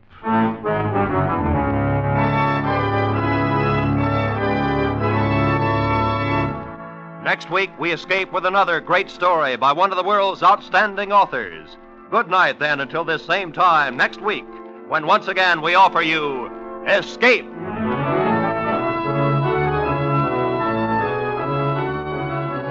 That was Evening Primrose right here on WHRN. We've hit September 19th, 1948 for our next feature. We return to H.G. Wells, but with a lighter, more satirical twist.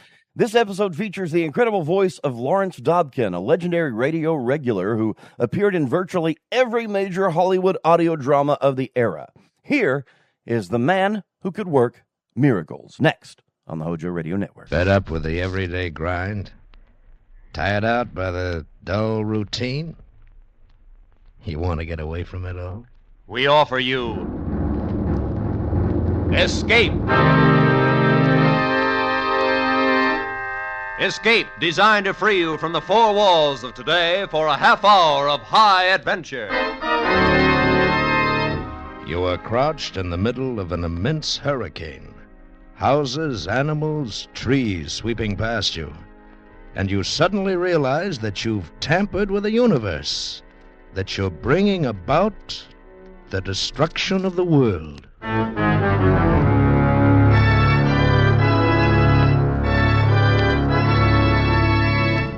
Tonight, we escape to a placid English village and the presence of an equally placid little man who one day shook the world, as H.G. Wells told it in his delightful and famous story, The Man Who Could Work Miracles.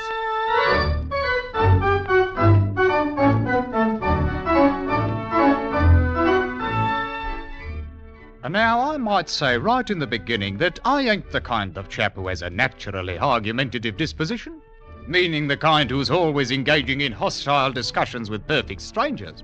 Quite the contrary. I'm a reasonable man who always takes proper thought before he speaks, and one who has due respect for scientific truth. Why, I ain't never opened my mouth to utter a word that wasn't a pure, a undiluted, a fact. That's what you say. Howsoever, when a man of inferior intellect, such as Toddy Beamish has showed himself to be more than once, when a man like that insists upon airing his ridiculous opinions in a public place such as the Long Dragon Bar, then I've got no choice but to confound him with the superior knowledge which I possesses. That may be well and good, perhaps, but it's only what you say. On the contrary, Mr. Beamish, the statements which I have just made are such as might come from any intelligent human being with a true knowledge of scientific principle, which same can't be said for some of us here at this bar. So you say. That's right, so I say, and if you can't contribute nothing but the same three words to this discussion, I will thank you to admit that you're defeated and shut your mouth. Well now, Mr. Fotheringay. Easy, lads. I appeal to you, Easy Constable. does it. I appeal to you, Constable, when I'm only trying to enlighten the man from the bog of ignorance he's a-floundering in. And he keeps coming up with his infernal, so you say. Well, I'm a-wasting my words, that's all. If the pints of stout and ale flowed across this bar the way words do, why, then I'd have been retiring years ago. Quite right, Miss Bridges. I'll have another the same if you don't mind. Let's see, that was a pint of bitter, wasn't it? By all rights, Toddy Beamish, I shouldn't be wasting me time on you. But out of the goodness of my heart, I'll do it anyhow. Suit yourself. There you are. Now, let's take, for example, that pint of ale that you're holding in your hand. It's pretty nigh empty. Well, I paid for the last one. All right. Now, suppose, for instance, if that ale was to turn into wine. I never cared much for wine. Always liked ale better. Now, if that ale there was to turn into wine, then you'd have a miracle. So you say. So anybody says. Perhaps you ain't even aware of the proper definition of what a miracle is, Mr. Beamish. Well, some miracles is one kind, and some is another. Oh, if anybody left so much as tuppence on the bar as a gratuity for my services, that would be a miracle, all right. Be that as it may, Miss Bridges, but a miracle ain't of one kind or another. A true miracle is something contrariwise to the course of nature, done by the power of will. So you say. Something what couldn't happen without being specially willed to happen. And miracles ain't possible. Easy, lad, easy now. Well, I wouldn't go so far as to say they ain't. It's your ignorance that's talking. Look, you see that lamp sitting there on the end of the bar, burning as bright as you please? I see it right enough. Now, that lamp, in the natural course of nature, couldn't burn like that if it was turned upside down and hanging in the air. You say it couldn't. Mr. Beamish, do you mean to tell me that you... All right. Maybe it couldn't. And if it did, it'd be a miracle. Very well. Now, supposing somebody was to come along, take me, for instance, and he pointed his finger at that lamp like this and said, turn upside down. Now, if the lamp... Science preserve us if it aren't doing it. Well, now. Blimey. A burning and a hanging there without a visible means of support. I can't keep it up there much longer. Remarkable. All remarkable. Now then, Mr. Fotheringay, stop it. Stop it immediately, and that's my official order. Have a care, Constable. Watch out. There it goes. Oh, now see what you've done, Mr. Fotheringay. My best lamp chimney. Oh, clean no more than an hour ago. Smashed into smithereens. But I didn't try to do it. Oh, for all you knew, you might have caught the whole place afire. Most irregular and illegal besides, like as not.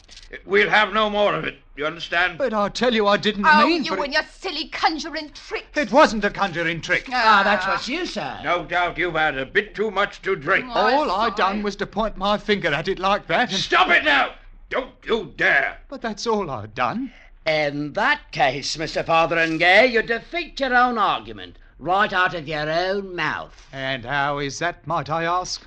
If it weren't caused by some form of trickery, then what happened to that lamp was a miracle. Oh, here now, I ain't holding with no blooming miracles. Hold with them or not, as the case might be, Mr. Fotheringay. But you just stood right there and performed a real, true, honest, genuine miracle. That's what you done.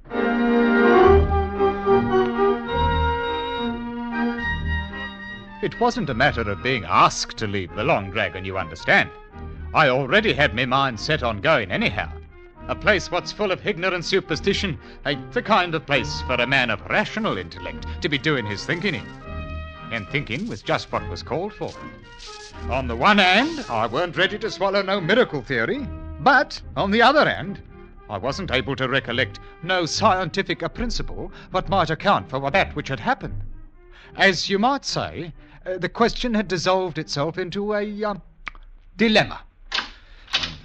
Oh, my landlady, Mrs. Tetherington, was sitting up in the parlour when I come in. Good evening, Mr. Fotheringay. But I can't recall saying anything to her. Well, very well, Mr. Fotheringay. I went straight to my own room, closed my door, lit the candle, and then I sat there on the edge of my bed, grappling with the problem in heroic fashion and trying to puzzle out the ultimate solution. It weren't no easy thing to do. It couldn't have happened, but it had happened, which ain't logic no matter how you look at it. Why, it'd be the same situation if I was to point my finger at that candle there and say, be raised up in the air, and it was to... Ooh, blimey! Hanging there like a blooming firefly. But it's contrariwise to... Whoop, there it goes! Oh, black as your hat. Now, where in the tarnation did that confounded thing get to? Huh? At any rate, there should be some matches around here somewhere. Oh, I say, maybe I could... Let there be a match in me hand. Well, now, just like that. Oh, a safety match. A lot of blooming good that's going to... half a mo now. Maybe I don't need no match. Maybe I could... Candle, wherever you are, be lighted. Oh, here now, not in the middle of my bed. Oh, no, we'll not be having any of that now. Well, come in, it ain't locked. Mr. Fotheringay, might I inquire what's coming off up here? You might inquire, and to blazes with you. Can't you recognize a man who's got his hands full of troubles? Troubles indeed. I'll have you understand. Mr. Fotheringay, why is smoke coming out of that bed? Because it caught on fire, that's why. Oh, me wool comforter with a Noel band in it, and taking lighted candles to bed with you. I am not taking no candles anywhere, and I will thank you to leave me the privacy of my own bedchamber. Well, I never. You have been drinking. On the contrary, I have been cogitating upon matters of science, which is far beyond the range of your feeble intellect. With all the money I have to spend on candles. I'll have you know that if any candles are going to be tossed around loose like in this house, I'll do the tossing. Mrs. Tetherington, I might remind you that good, steady lodgers, such as a man like myself, ain't so easy to come by nowadays. With which I will bill you a highly, a respectable, a good a night. Well, I've never been so insulted in all my life, and you can rest assured you haven't heard the last of this. Old vulture. Don't know who she's talking to. Me? A bloke what's only got to point his finger and say, be, and it is. Blimey, if I ain't suddenly got the power to perform miracles. Real, genuine miracles. Like as not, the result of my long devotion to the true principles of science.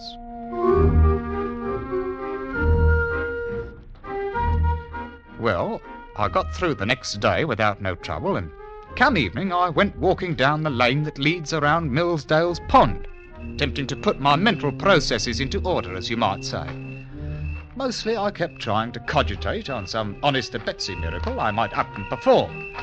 But it ain't such an easy matter for a chap who's unaccustomed to goings-on of that nature. Oh, what I wanted was the genuine article, you understand. No little shenanigans, but one with which to make people stop and say, blimey now, if that ain't a real downright miracle for you. And all of a sudden, I had it. I just happened to recollect a chap somewhere who stuck his staff into the ground and commanded it to blossom. So, I poked me walking stick into the edge of the turf, I backed off a wee bit and pointed me finger at it. Walking stick, become a blooming bush of flowering posies. Roses, by heaven. I done it! Just like that fella in the opera. Here now, what's going on here? Oh, Constable Winch, confound the man anyhow. Cease and desist whatever it is you're doing in the name of the crowd. Oh, you there, Rosebush, go back now, fast. Have a mind there who it is you're throwing bramble bushes at. Blasted thorns might injure a man severely. Yeah, Confounded blundering idiot. I'll see now who's conducting nefarious activities under the cover of darkness. Assaulting an officer engaged in the pursuit of his natural... Well, so it's you, Mr. Fotheringay. The fact being self-evident, Mr. Winch, I will not bother myself to answer. So you'll not bother yourself to answer, eh?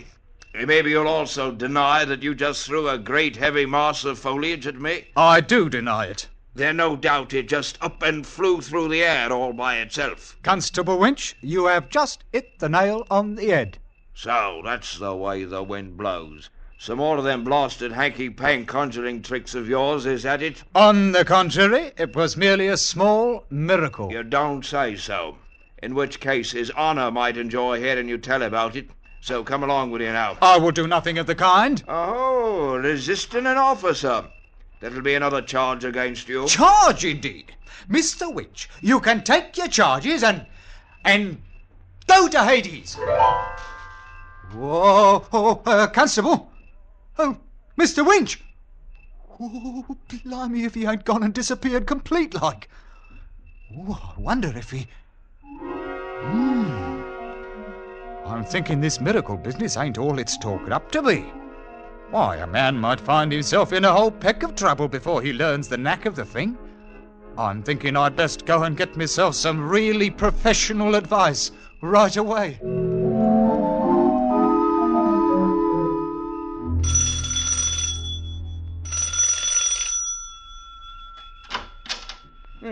Good evening to you, brother. A very pleasant evening to you. And the same to you with many of them, Mr. Maydig. That is, your reverendship. Oh, no formality now, none at all, no. Just call me Mr. Maydig. Well, now, thank you kindly, your Maydig ship. Won't you step inside? Much obliged to you, Mr. Reverendship. Just follow me now. This way, Mr. I can't say that I caught the name. Fotheringay. George W. Fotheringay. Oh, yes. Not from my parish. Well, yes. I attended services last Christmas. Indeed? Well, so many people did last Christmas. Well, here we are, Mr. Fotheringay. Take a chair. It's Fotheringay. Nice diggings you've got here. Oh, adequate, Mr. Motheringay. Adequate for my simple wants. Now just feel entirely free to lay your burdens upon my shoulders. Well, the fact is, the matter which I come here to talk about might be considered of a somewhat delicate nature. Oh? Well, think nothing of it. Please, feel free to speak, speak freely. My housekeeper retires very early. Oh no, Your Reverendship, it's nothing like that. Oh, then, like what? The subject about which I'm inquiring is miracles. Miracles? Yes, indeed, miracles. Any special kind of miracles? Oh, yes. The kind which I perform myself. Oh, which you perform I see. And what sort of miracles do you perform? Well, for one thing, I have just finished sending Constable Winch to Hades. Hades? Indeed. Oh, that's very interesting. Well, of course, when I realized what had happened, I had him transferred to San Francisco. Wherever that is. Oh, I'm sure he'll like San Francisco much better. You don't believe me. I can't say that I blame you none either. Well, after all, Mr. Dotheringay... It's Fotheringay. Well, very well. There ain't nothing else to do but for me to go up and perform a few miracles before we go any farther. Well, that's very interesting, I'm sure. Now, you just take that jar of tobacco there on the table, for instance. Suppose I just point my finger at it, like this, and... become a bowl of violets. Yes, indeed, it's very You see, it ain't no tobacco jar no more. It's a bowl of violets. Well, God blimey. I mean, so it is. Of course, it ain't nothing very spectacular, Your Reverendship, but it is the sort of a miracle a man can pass without tangling himself up in a mass of trouble. Extraordinary. Very... well, extraordinary. You can see for yourself they're real violets. Indeed. Yes, indeed. Now, take this, for example. Become a bowl of fish. Ooh. No, not that kind. Live fish in a goldfish bowl, swimming around. Now. Well, that's better. It's amazing. How did you do it? Just told it to. That's all? That's all. When I tells a thing to do it, it does it. Incredible. It come on me sudden, like you might say. And I'd like to know if it's a real genuine miracle or if it ain't. Well, seeing as our miracles ought to come under Your Reverendship's special province, more or less. Yes, indeed. However, usually in a somewhat more academic fashion. These are more astonishing. As far as I can tell, there ain't no limit to it. Like, for instance, bowl of fish, turn into a pigeon. Why, good heavens, look at the thing. Here now. None of that. Oh, you stay away from Mr. Maydig now. Perhaps I'd better become that jar of tobacco again. Well, Reverend, what do you think about it? Amazing. It's the most extraordinary thing I've ever seen in my life.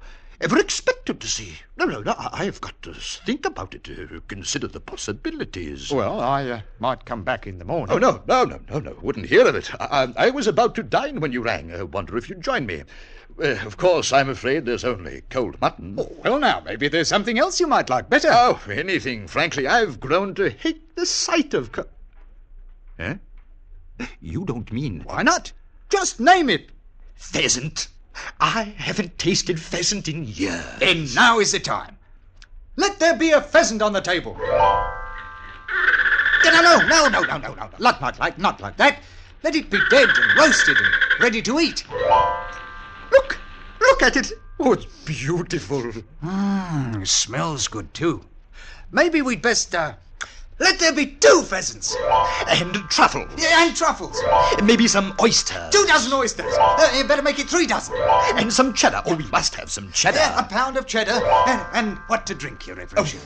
Champagne? Well, I really shouldn't, you know, but, perhaps a small bottle of Moselle? 6 bottles of Moselle, a keg of stout, and a case of champagne.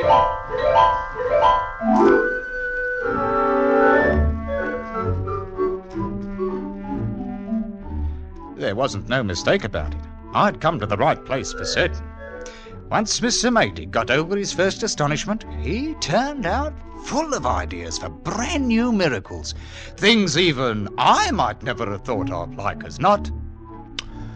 Well, we polished off that meal in no time at all. As easy as a cat frying eggs.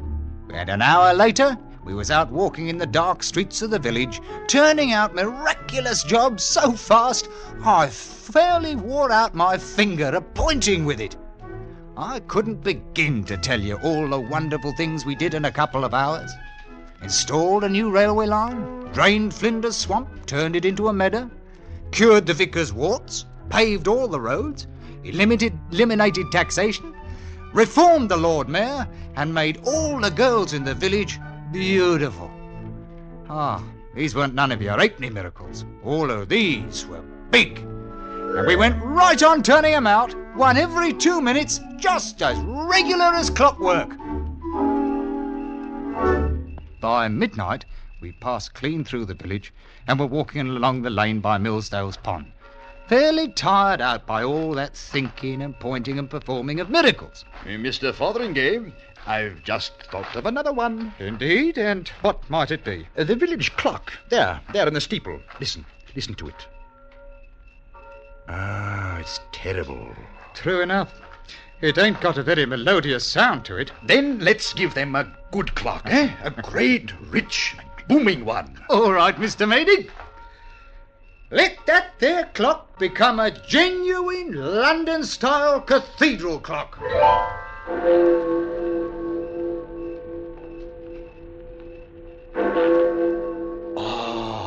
Much better. Much better. Oh, the people of this village are going to have a big surprise when they wake up in the morning after all we've done for them tonight. I might say there's 1 or 2 things we've done that I ain't so sure about. Oh? Like turning every drop of alcoholic beverages into plain water, for instance. Oh, it's nothing to worry about, Mr. Fotheringay. You can always turn out a miraculous pint or 2 for your own purposes, and it will reform all the drunkards in the village. Maybe so. At any rate, we might as well wait and see what comes of it. What do we perform next? I really don't know. Can't think of another single miracle that we haven't already half a moment, Mr. Maydig. I just thought of one of my own I'd best take care of. Let Constable Winch be right back in San Francisco again. He might be catching a boat or a train or something, you understand? I think the best idea is just to keep sending him back there every once in a while. I doubt you have anything to worry about. San Francisco is some distance away, you know. Oh, is it? Oh, I'm glad to hear it. I keep trying to think of one more miracle. A big one. Something worthy of ending the night with. But I just don't... Oh, well now. Huh? I say, there is one, you know. Such as? You see that moon, Mr. Fotheringay? Naturally. Almost full by the looks of it. You remember Joshua? Joshua? Joshua? Oh, come off it now. It would be a wondrous thing to see. Well, now, that's a pretty tall order, making the moon stand still. Oh, well, actually, it only appears to stand still. What really happens is that the Earth stops rotating. You don't have to inform me about scientific principles of which I'm already familiar, Mr. Maydig. Howsoever, I think we'd best not go monkeying around with the universe. Well, you probably don't have the power to do it anyway. It's really a superior class of miracle, you know. I got the power, all right, but I ain't so sure it's a good idea. I could do it if I wanted to. Oh, of course you could. Well, perhaps we'd better get along home. Half a mo now. I I might just leave it stopped for a little while. Oh, if you could stop it at all. Oh, well now, if that's the way you feel, you just take a look at this. The old blinking world. Stop rotating. Oh, here now. What's all this? I didn't order no wind. Fotheringay, what have you done? I don't rightly know. Look out. Things is starting to blow loose. Oh, you confounded, blundering idiot. Duck your head. Here comes a cow through the air. Missed. You better lie down in the ditch before it gets blown away. Oh, it's getting worse all the time. Well, I can't seem to pull my wits together. Oh, I got it. When the Earth stopped rotating, everything on the surface kept right on moving. 500-600 miles an hour. Houses, cows, the wind, everything. It's a scientific principle. A lot of good that does. Stop it, man. Stop it. Do something. Do... Oh, Mr. Maydig. Oh, Mr. Maydig. Oh, blimey if he ain't blown clean away. Gone. Oh, now I got myself in a fine kettle of fish for certain. Only there weren't so much confusion, maybe I could... Oh, I say now. That's it. It's the only answer. All right now. Let nothing happen until I say the word go. And when I do, let everything go back exactly like it was just before I turned that blooming lamp upside down in the Long Dragon bar. And at the same time, let me loose this here miraculous power complete like. Forget all about it. Have you got it now? Everything just as it were? No more miracles, and let me forget the old thing. All right then. Ready? Go!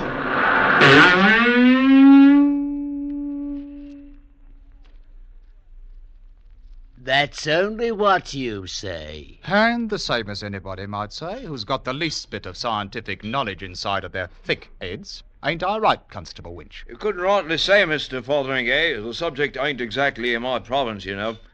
Another of the same, Miss Bridges. Right you are, Constable. Irregardless, Mr. Beamish, miracles ain't possible. So you say. So I say. Maybe you don't even know what a miracle is. Here we are. Maybe if I was to point my finger at that lamp there on the bar and tell it to turn upside down, I suppose you think it might do it. Well, I wouldn't say it wouldn't. You wouldn't say it wouldn't. Mr. Beamish, you ain't got a brain in your head. And I'm only wasting my time trying to enlighten you, which I ain't going to do any longer.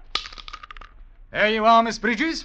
Why, thank you kindly, Mr. Fotheringay. I'll be dropping in again when the place ain't quite so crowded. I bid you all a respectful, a good night. Well, Toddy, I'd say you got the best of the argument tonight. I never saw him Glory be, will you take a look at this? What's up, Miss Bridges? Sixpence. He left me a sixpence. Right here on the bar, big as anything. And so he did. The like of it ain't never happened before. Saints preserve us if it ain't a downright bloomin' miracle. That's what it is. A bloomin' miracle.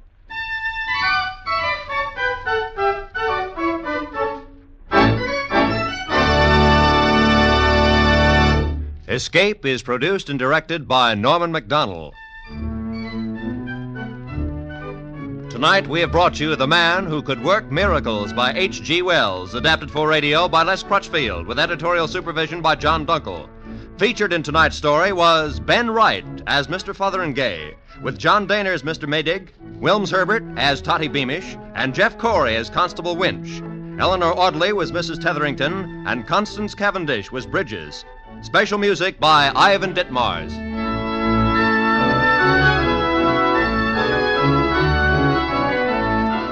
Well, we're halfway through our journey, folks. Let's jump ahead to February 19th, 1949.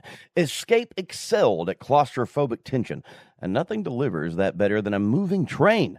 This episode features a stellar performance by William Conrad, the definitive voice of Gunsmoke's Matt Dillon. All aboard, ladies and gentlemen, for the Orient Express. Next on the HOJO Radio Network. Stay tuned. Fed up with the everyday grind? Tired out by the dull routine? You want to get away from it all. We offer you Escape. Escape. Transcribed to free you from the four walls of today for a half hour of high adventure. You're aboard the Orient Express, rushing through the European night, bound for Istanbul. And in your compartment with you, a gun pointed at your head, a small, mysterious stranger is about to take your life.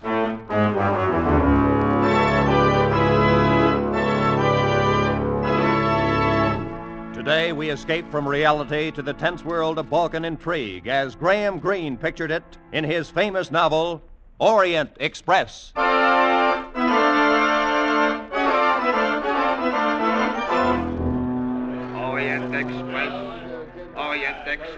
now leaving. My name is Gregory Myatt.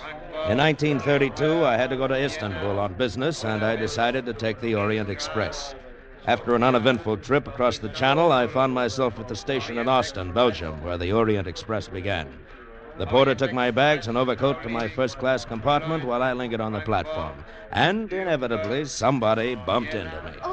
Oh, I'm sorry. Oh, that's quite all right. I wonder which way are the second-class coaches, please? That way, I think. Your suitcase looks heavy. May I? Oh, no, thanks. I can manage all right. I always have. Yeah, she had a very nice figure, trim and erect. I wondered whether she was going as far as Istanbul. Orient Express, en voiture. En voiture. I made my way down the platform to my coach.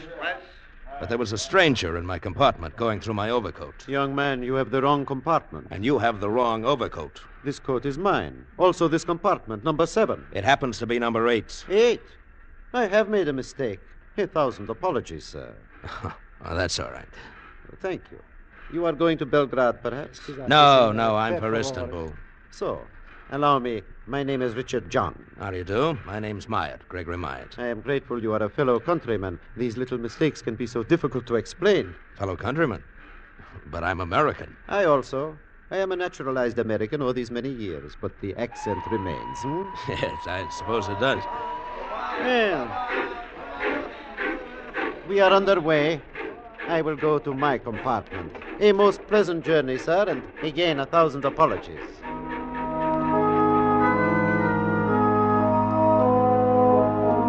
I looked at the landscape for a while and then got out a book and settled down to read. And at that moment, of course, we ran into a string of tunnels, all of them pitch black. I was just about to ring for the guard to ask to have the lights switched on when the train was crashing to a stop. We were in a tunnel. I got up and groped for the door. Went into the corridor just as the lights went on.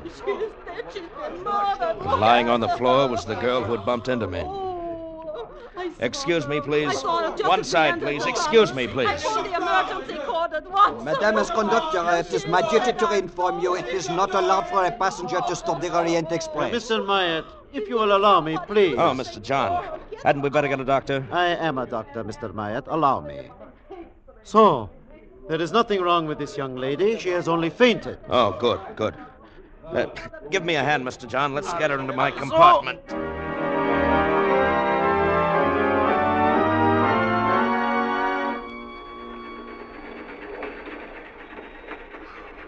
I'm all right now.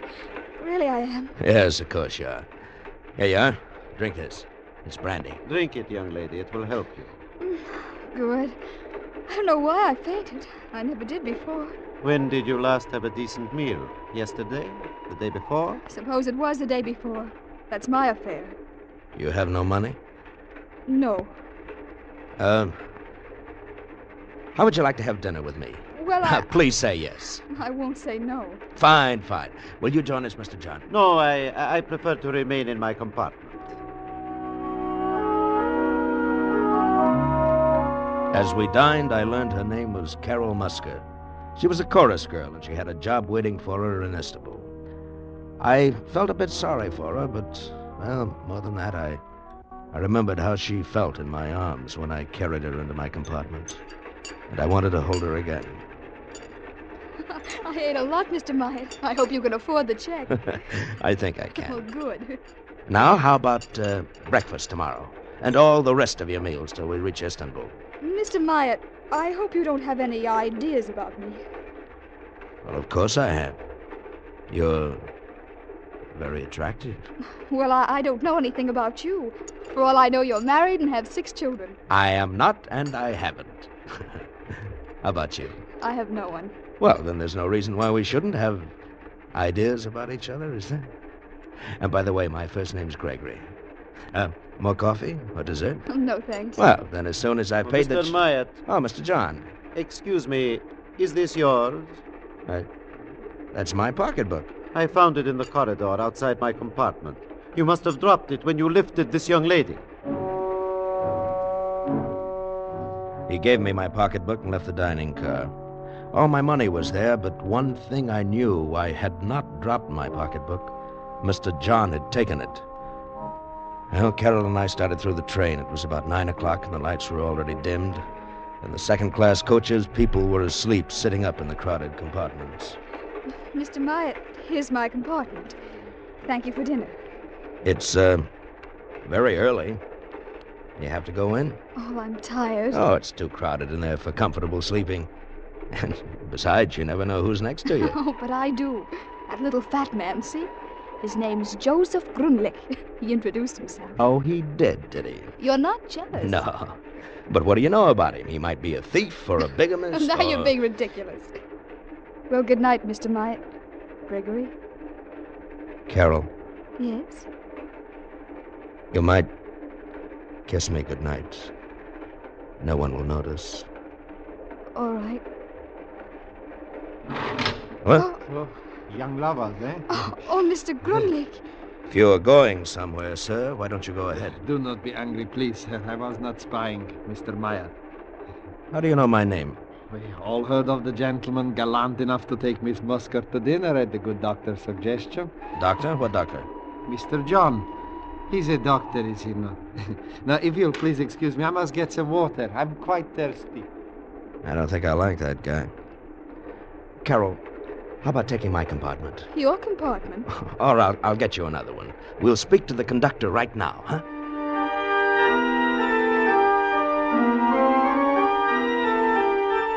First-class compartment for the young lady, monsieur. You must wait until we arrive at Cologne. No tickets are sold aboard the Orient Express. We arrive in Cologne in, let me see, precisely 15 minutes.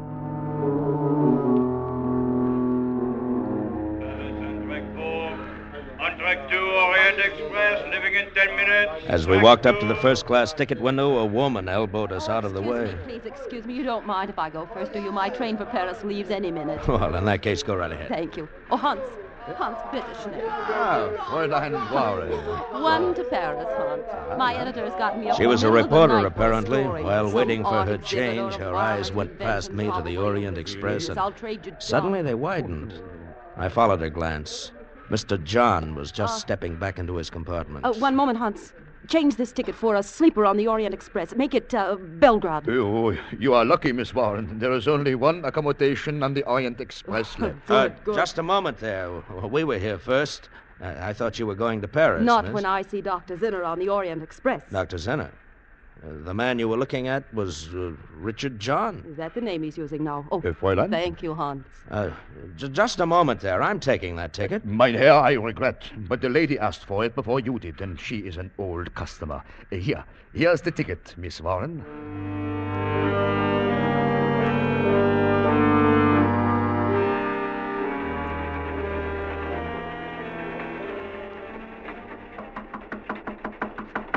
Who is it?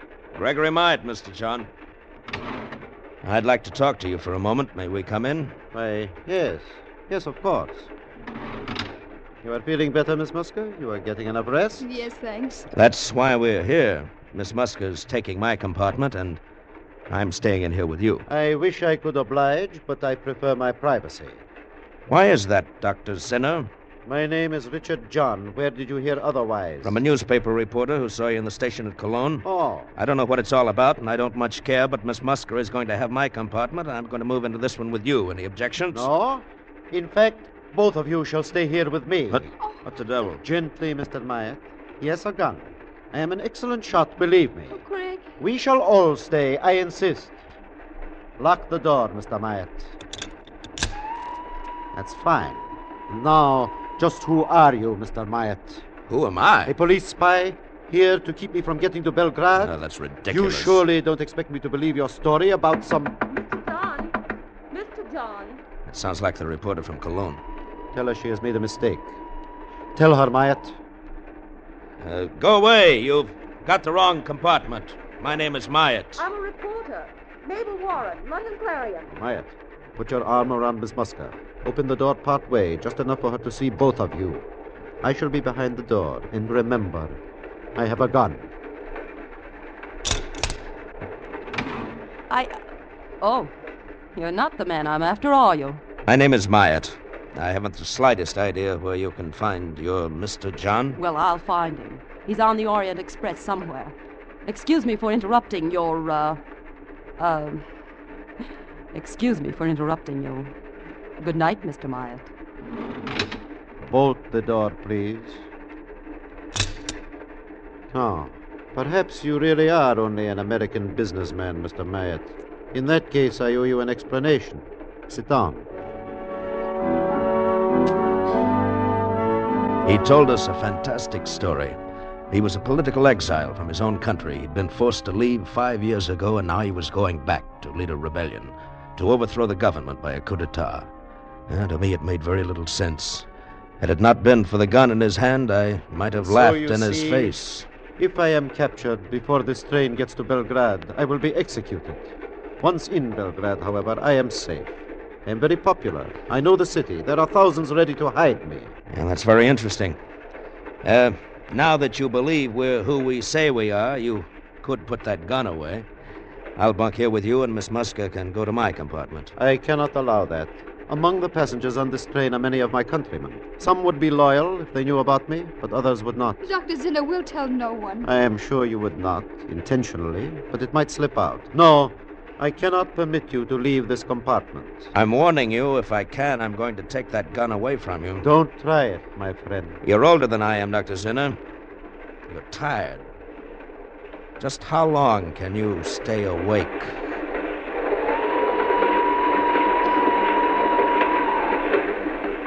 I sat with Carol on one seat. He was across from us, the revolver in his hand. And it got later and later and later. I'm tired, Greg. Now just close your eyes then, Carol. Are you sleepy, Dr. Zinner? Not yet, Mr. Myatt. Carol was asleep on my shoulder. I fought to keep my eyes open, but I dozed off. And then somehow I came awake. I lifted my head. Dr. Zinner was asleep.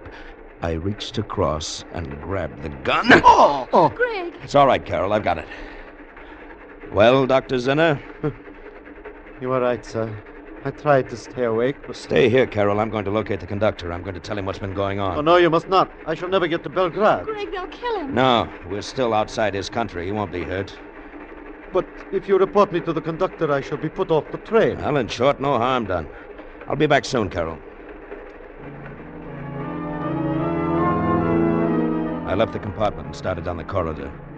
I heard a noise behind me, and as I turned, I caught a glimpse of a shadowy figure, one arm raised high above my head. And then the arm swung down, and something hard and heavy crashed against my skull. And I fell into a pool of blackness, and I knew nothing more.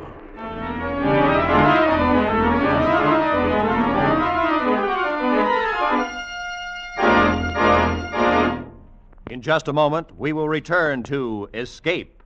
But first, the blazing billboard for CBS's 10 great Sunday night shows has an especially big blaze of lights near the top of the list. That's where the names of Spike Jones, Jack Benny, and Amos and Andy are found in succession. Spike Jones, Jack Benny, Amos and Andy, the most unusual sequence of top-rating comedy in radio. Don't miss a single second of their 90 non-stop minutes of mirth tomorrow night on CBS's great Sunday Night 10. Amos and Andy and Spike Jones come to you over most of these same CBS stations, and Jack Benny is heard over them all. And now, with our star, Bill Conrad, we return to the second act of Escape and the Orient Express.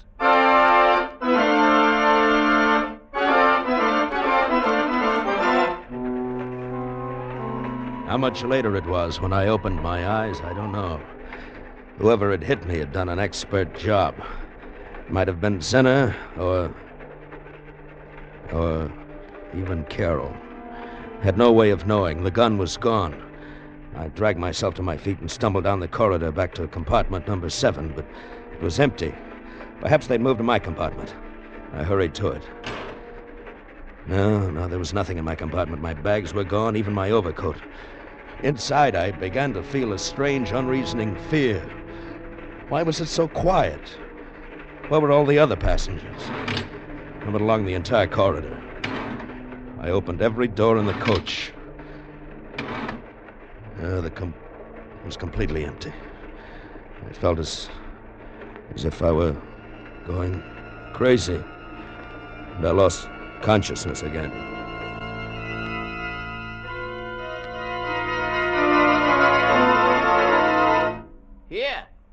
Here, you! What? Mister!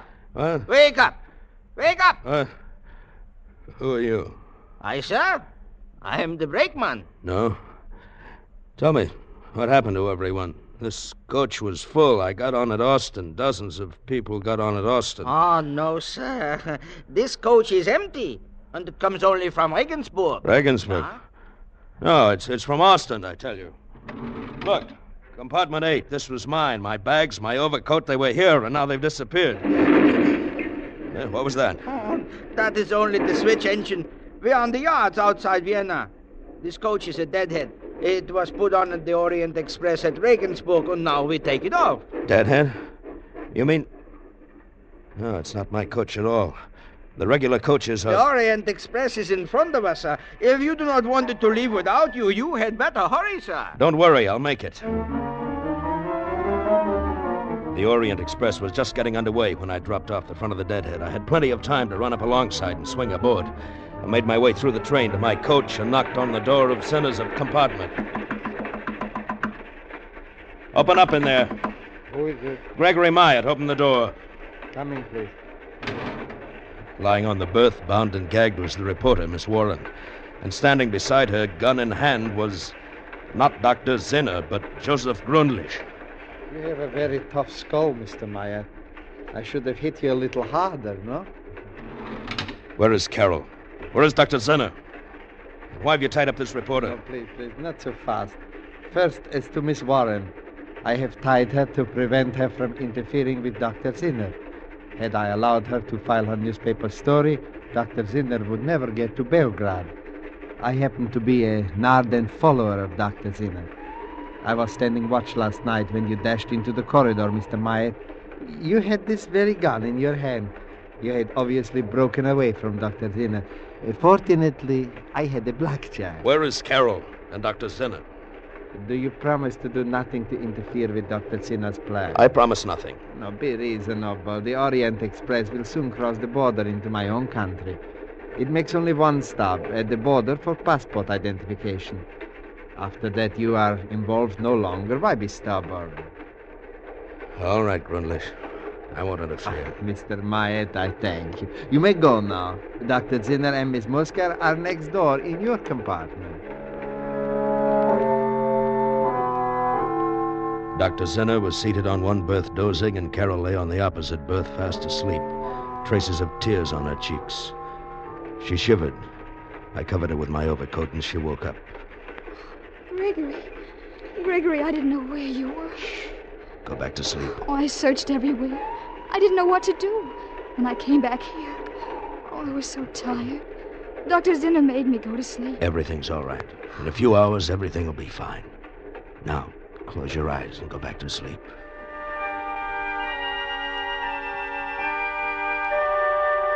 I left the compartment and went to the second-class coach. With both Carol and Grunlich gone, there was space for me. I slept until I was awakened by a Hungarian passport inspector. The train had stopped in a town named Subotica, just inside the border. I showed him my passport. Then I went to the dining car. The breakfast rush was just starting, so I gave a waiter a pound note and had him get me breakfast for 2. By the time the Orient Express was 10 minutes out of Subotica, we were going down the corridor, the loaded tray tinkling as the waiter followed me. We arrived at my compartment, but it was empty. No sign of Zinner, no sign of Carol. A torn piece of paper was tucked under the cuff of my overcoat. It was a note. I have left with Dr. Zinner. I'm afraid this is goodbye. Signed, Carol Musker. Sir, the breakfast. Where shall I put the tray? What? The breakfast. Oh. Take it back. I don't want it. I sat near the window and watched the landscape drift past. My suspicions had been right all along. Dr. Zinner had played me for a fool, and so had Carol. After a while, I became conscious of a tapping sound on the wall of my compartment. It kept on, and suddenly I realized that it was coming from the compartment next to mine, someone's heel banging against the wall. It took only a minute to get next door. It was Miss Warren, the reporter, all tied and gagged. Oh, thank goodness. I thought you'd never hear me. Where's Grundlich? Where are the others? You mean you don't know what's happened? Zinner's going to be executed. Executed? Why, they took him off the train at Subotica. Grundlich arranged the whole thing. He's a government spy. He can't be. Well, he is. They're probably holding a drumhead court-martial on Dr. Zinner back in Subotica this minute. I see.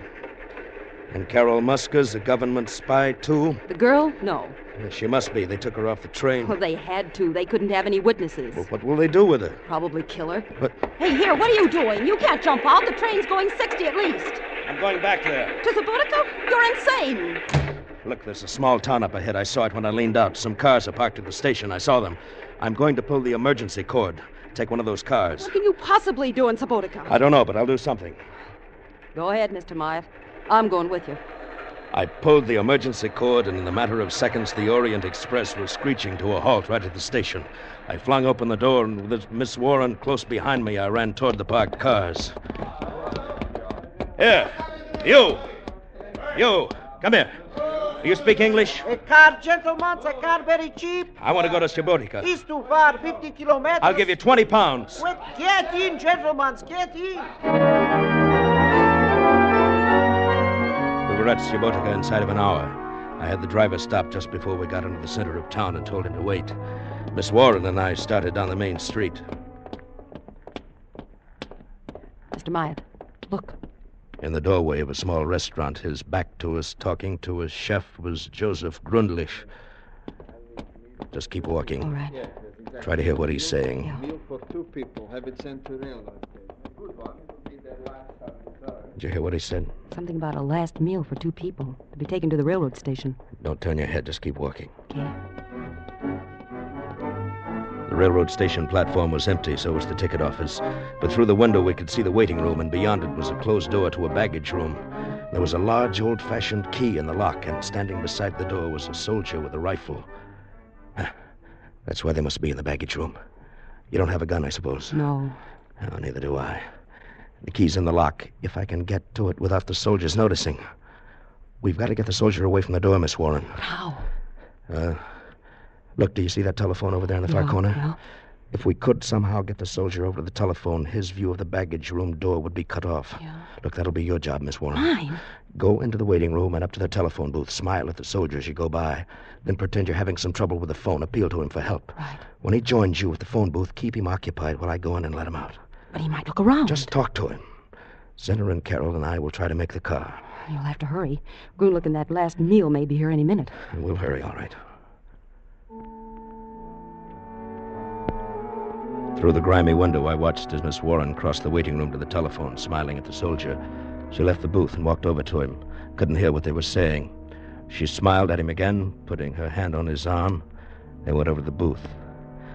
I took a deep breath and entered the waiting room. I could hear them talking as I started toward the baggage room. Anything about telephones, it's so nice of you to help. Oh, lovely lady. I'm glad to. What number you wish? Oh, yes. Carol. That's the number. Oh, here, I have it right here in my... Carol. Gregory. Quiet. Shh. No noise. Dr. Zinner, Carol, go to the station platform. Now, no noise. Come on. What do you plan? All right, follow me. Oh, no, but I heard about you. I didn't know. We started back toward the open door that led to the station platform. We went out slowly, not making a sound. Miss Warren was still talking to the soldier, and then suddenly their voices stopped. I glanced back. The soldier's gun had fallen to the floor. He was kissing Miss Warren. We got out to the platform, and I shut the door quietly.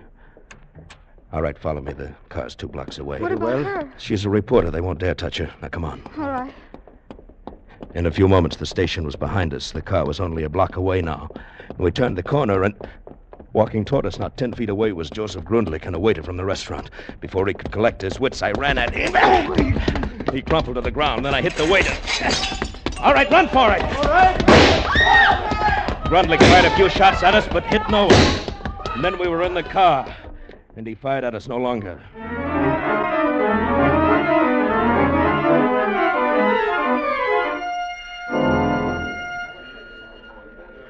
En voiture, Orient Express, all aboard. Goodbye, Dr. Zinner. You sure you won't come along? Oh, I stay here in Belgrade. I shall be all right now, thanks to you. Goodbye, Mr. Meyer. Goodbye.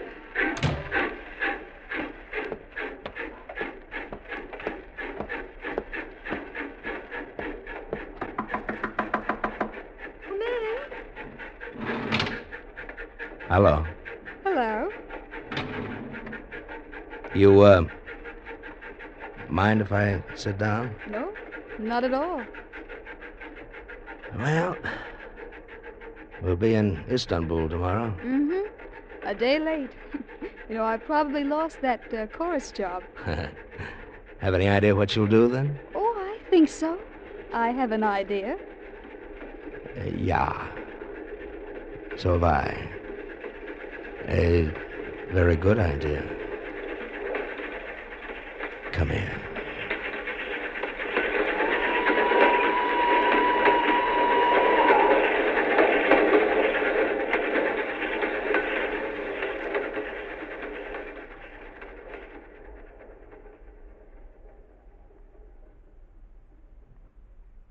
Escape is produced and directed by Norman MacDonald.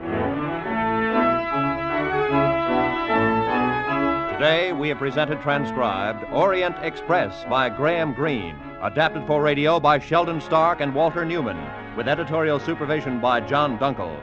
Starred as Gregory Myatt was Bill Conrad. Featured players were Edgar Barrier, Hans Conried, Gloria Grant, Harry Bartell, Ann Morrison, Jack Crucian, and John Daner. The special music was arranged and played by Ivan Ditmars. Next week, you are alone in the steaming jungle with 3 men. You know that one of them is a desperate criminal, a man you have come here to arrest, but you don't know which one.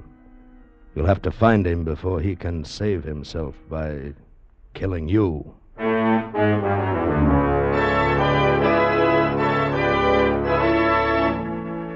Next week, we escape with L.G. Blockman's exciting tale of a manhunt, Red Wine.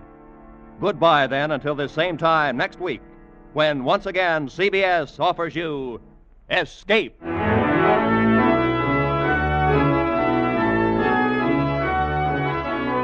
And that was one of my personal favorites, the Orient Express. Next up, it's February 26, 1949.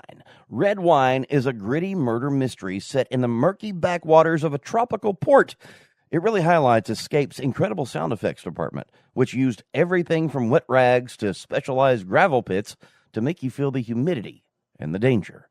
Here is Red Wine, next on the HOJO Radio Network. Fed up with the everyday grind? Tired out by the dull routine? You want to get away from it all? We offer you Escape. Escape, transcribed to free you from the 4 walls of today for a half hour of high adventure. You're alone in the jungle with 3 men. You know that one of them is a desperate criminal whom you've come to arrest, but you don't know which one. You have to find him before he can save himself by killing you.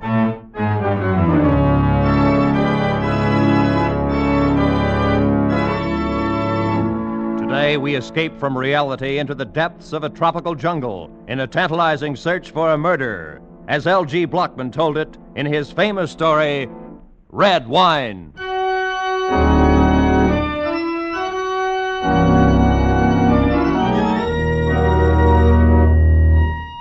The rusty little tramp freighter bumped against the rickety wharf, and I dropped from the rail onto the planking.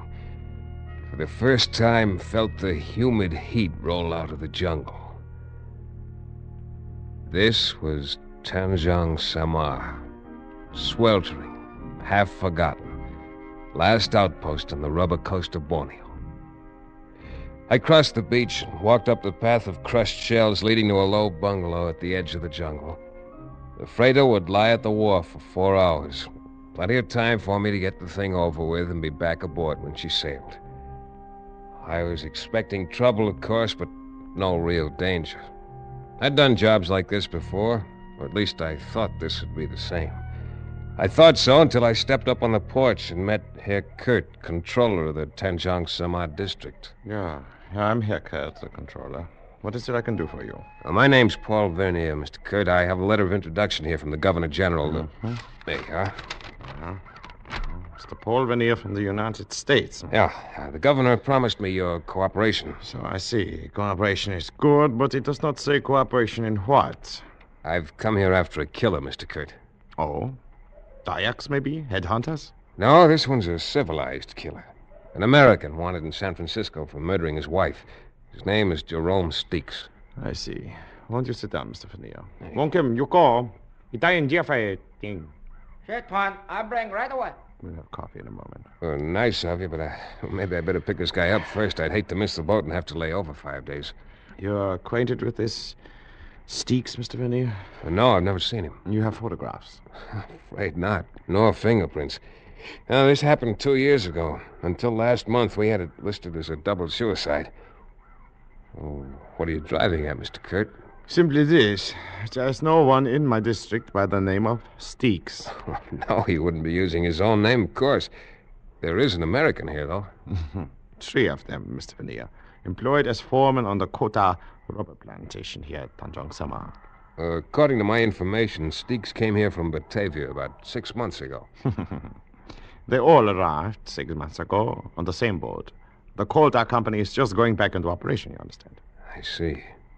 Well, according to people who have seen him, Jerome Steeks is a man about 35 years old, of medium height, slight build, pale complexion, with black hair and mustache.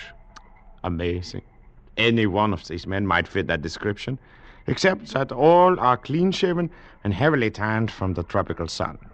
Furthermore, Mr. Vernier, all 3 of the men have light blonde hair. Good. Pour 2 cups, Wong. I'll have Wong bring your baggage up from the wharf, Mr. Vernier. It appears your business may take a little longer than 4 hours. I'm certain of the information I got in Batavia. I know the man's here. Then the problem resolved itself into a matter of identification. Huh? Well, an hour's talk with the 3 of them ought to do that. I doubt that, Mr. Vernier. The swarms here at Tanjong Samar are infested with fever. Cream. It is always hot, like now. And the jungles back there swarm with krites. Krites? A deadly little snake, no longer than your forearm. There you are. And in the rivers, there are crocodiles. So? Men rarely come here unless they are running away from something, trying to lose their past. I think you'll find all 3 men have manufactured stories. So, how is one to choose? Well, sometimes a man can be identified by his personality. And the personality of this man Steeks is, it's something out of the ordinary. For a foreman on a rubber plantation, yes. I doubt if all 3 of these men can be aristocrats. In a sense, well, that's what Steeks is, a cosmopolitan. He's lived all around the world, always associating with top society. He's a lover of fine foods and wines, speaks French and German fluently. What's wrong? Well, he's a gourmet, a bon vivant, a man of perfect taste in clothes and manners. And a murderer. Yeah, and a murderer. Yeah, well. When the 3 men return this evening, I shall be most happy to introduce you to them, though it's quite probable they are aware of your identity already. My houseboy there told me you were a detective before you stepped off the wharf. Oh, I see. So, in other words, the murderer probably knows who I am and what I'm here for, but I haven't the slightest idea who he is. Exactly. It's quite an interesting thought, isn't it? More coffee, Mr. Vernier?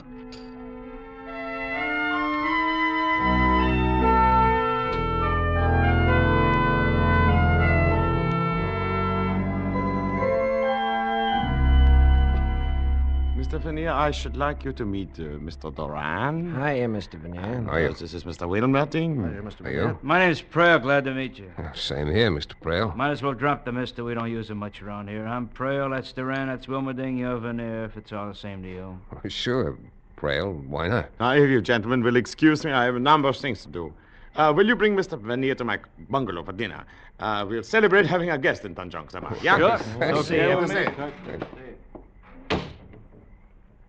Herr Kurt tells me all three of you are Americans. I don't know whether I'm still one or not. Haven't been to the States in 7 years. Oh, 7 years, huh? And you're an old-timer here, Duran. No, not here. Australia. Don't get him started, Veneer. He'll spend 2 hours telling you how he lost his shirt trying to raise sheep down there. If I had either money or sense, I wouldn't have come to this stinking hole. Oh, I wouldn't say you fellas had it too rough. I've been noticing those empty bottles there on the shelf. What do you mean, Veneer? Paul Masson, 1936. That's good champagne. You boys are living like connoisseurs. Oh, no, you're overrating us, Veneer. Those empty bottles were already here when we came. Oh? Just never got around to throwing them out. Prale here's the only connoisseur in the bunch. He can tell you anything you want to know about wines. Yeah, or about anything. Dry up. Just because a guy happens to know a little more than somebody else, there's no reason to keep riding him all the time. We sure knew some way to make ice. Getting plenty fed up with warm beer day in and day out. Yeah, that would get pretty tiresome. I think I'd switch to Chambertin or Chablis or something. Come again? Well, I didn't necessarily mean those in particular, but there are quite a number of wines that are even better warm than they are chilled. No, you're in the wrong place, chum. We wouldn't know what to do with them if we had them. This is strictly a beer and gin crowd. Well, there'd be no kick on that if we had some ice to go with it. Boy, what I wouldn't give for a cold, frosty bottle. Oh, relax, will you, Wilmerding? You're making me thirsty. How about some music? Music? Does one of you play some instrument? Sure, Prale. He's terrific on that phonograph over there in the corner. Oh. Only trouble is he thinks 3 o'clock in the morning is the greatest song ever written. Well, I can see that would lead to quite an argument, Doran. Particularly if you're a lover of the classics. Oh, no. I don't go for that long hair stuff. Oh. But I would like to hear a fast number once in a while that's less than 10 years old. Yeah, you ought to see this collection Prale dragged up here from Batavia. Strictly from the gay 90s. Prale, you don't by any chance have a number called Il y a un métier dans cette maison? Ah, some Italian opera. Oh, no, it's French. Well, come on, Prale. Translate it for us. You claim to be an expert on the French language. Oh, it's worded kind of funny, like poetry. Ah, sure. Yeah, that last word, though, maison, that means house. I know that. Well, that's too bad. I thought maybe Jerome Steeks might translate it. It refers to him, of course. What are you talking about? The sentence reads, there is a murderer in this house. Huh? Well, so you're finally coming out in the open, huh? Yeah. We heard you were a detective, Veneer. You're after some killer you've never seen named Steeks. You figure one of us is it. That's right, Prale. And the guy you're after is Wilmerding. Are you crazy? Who ever heard of anybody with a name like Wilmerding unless they made it up? Made up nothing. I got a passport to prove it. What are you trying to do, Prale? Turn attention away from yourself? Look, I got nothing to hide. It's either you or Duran. You can leave me out of this right now. There's plenty of people in Australia who can tell you who I am. Unfortunately, though, there's nobody in Tanjong Samar who can tell me for certain who any of you are. One of you is a murderer, and by the time the boat gets back here, I'll know which one. Either I'm going to take Jerome Steeks back to San Francisco, or I'm going to kill him trying to. You can count on it. Well, what do you say we go on over to Kurt's bungalow and have dinner,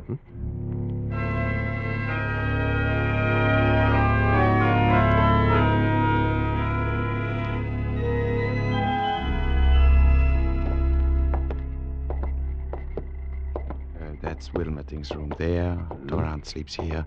And Prale on down at the end. I see. And this is the guest room. Oh. At least the only guest room that's usable at present. Well, looks all right. Well, it's yours for the time you're here, Mr. Veneer. Oh, do all of these rooms open out onto the porch? Yes, the veranda, as we call it here. And there's no way to lock this door? Unfortunately, no. Anyway, the windows are covered only by mosquito netting. It makes another interesting situation, does it not? Yeah, I suppose interesting is the word for it. Most likely all these gentlemen are acting to a greater or lesser extent, which of course makes your problem exceedingly difficult. Yeah, that's right. Mr. Kurt, you did say a man rarely came here unless he wanted to lose his past.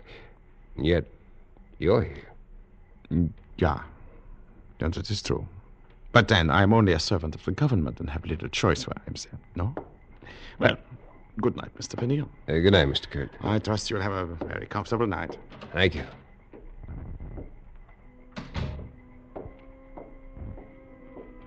I sat there for a long time after Kurt left, trying to figure things out, getting nowhere. This was Borneo, and though the Coleman lantern on the table at my elbow threw a blaze of white light into every corner of the room.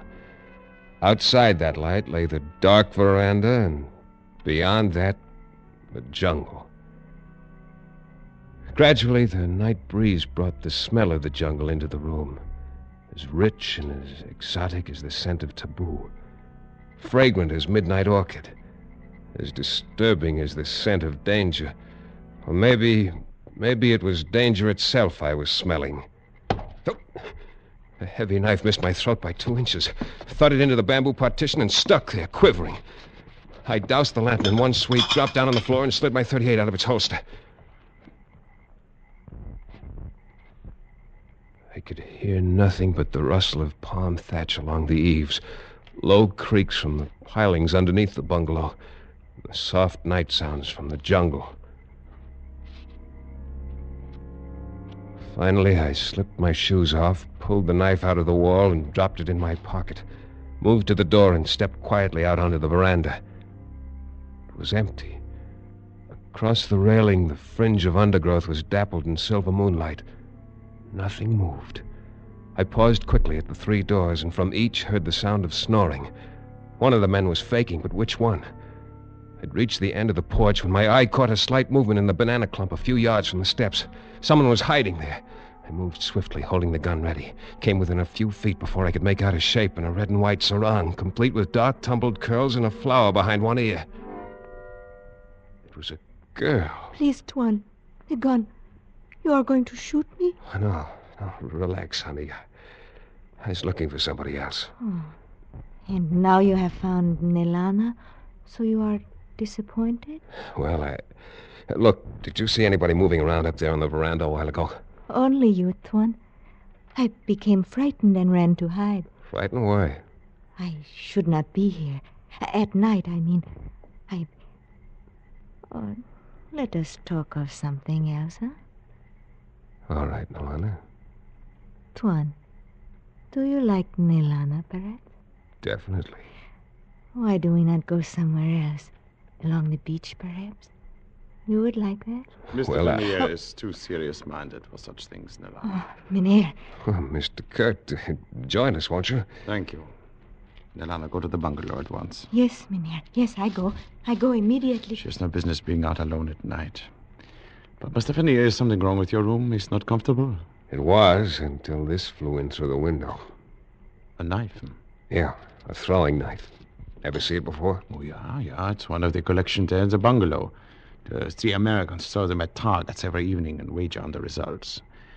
I believe Mr. Doran taught the other 2. What about you, Mr. Kurt? Do you ever bet with them? It would be too easy. Watch. Well. I learned to throw a knife in Java many years ago. And Nelana, I suppose she's an expert at it, too. Nelana knows nothing of knives. Her greatest accomplishment is that of making friends too easily. I see. Just who is she, anyway? Does she live here? Yeah, she lives here. She is my wife. Your wife? Exactly. My wife. Good night, Mr. Vernier.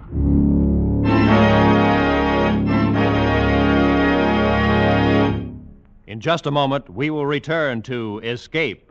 But first, coming to you in succession, Spike Jones, Jack Benny, and Amos and Andy bring you 90 non-stop minutes of superlative joy every Sunday night when you hear them among CBS's 10 great Sunday night shows. The Spike Jones Show and Amos and Andy are heard over most of these same CBS stations, and Jack Benny comes to you over them all. And now, with our star, Jeff Chandler, we return to the second act of Escape and Red Wine.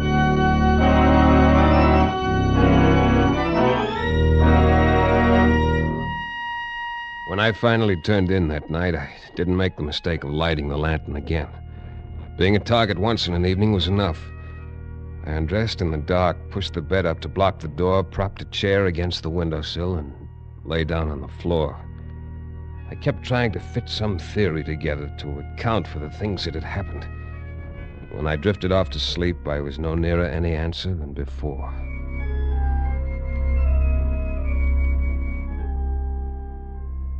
I woke up with the first light of dawn. For a full minute was ready to predict a peaceful day. And then I turned my head slightly and saw it. On the floor, against the wall, 18 inches from my left hand, its eyes open and unmoving, lay a krite, first cousin to the cobra, the deadliest snake in Borneo. Cold sweat broke out on my forehead, ran into the corners of my eyes. Not daring to make any sudden move, I slid my right hand slowly up behind me and found my gun under the pillow. The snake moved slightly. I froze for one long minute. Carefully, I brought the gun over until I had the ugly head centered above the foresight. Then... What the company? Who fired that shot? I did, Kurt, in here. Hey, Kurt, what's all the shooting about? Find out now, Duran. Mr. Vanier, all right. Oh, sure, Kurt. Come on in. I had an early morning visitor there on the floor. God, krite. Did he bite you? No, he What didn't. the devil's all the racket about? Ah, snake. That's funny. What's funny, Duran? A krite, Wilmerding. Just killed one here in my room. Well, there's plenty of them around, but I never heard of one crawling into a room before. I'm not sure it did crawl in. What do you mean? I've got an idea it may have been dropped in through the mosquito netting there at the window. Yeah? By whom? By a guy named Jerome Steeks. Ever hear of him, Duran? Why don't you pick up Wilmerding? He's your man. Oh, sure. I always carry a couple of snakes around in my pocket just for luck. What I want to know is who carries this around in their pocket for luck. That's one of our knives in the living room. We throw him at a target. Yeah, I know. Only last night I was the target. And Prail's your boy. He's an expert. Wins every time we play. Dry up, Duran. Listen, One man. crack like Okay, that. relax, all of you. All right. So nobody knows anything about these accidents. They just happen. But here's a warning to whichever one of you is Steeks. The next time, you better cover yourself. I'm through being a clay pigeon. From now on, it's going to be a lot tougher. A whole lot tougher.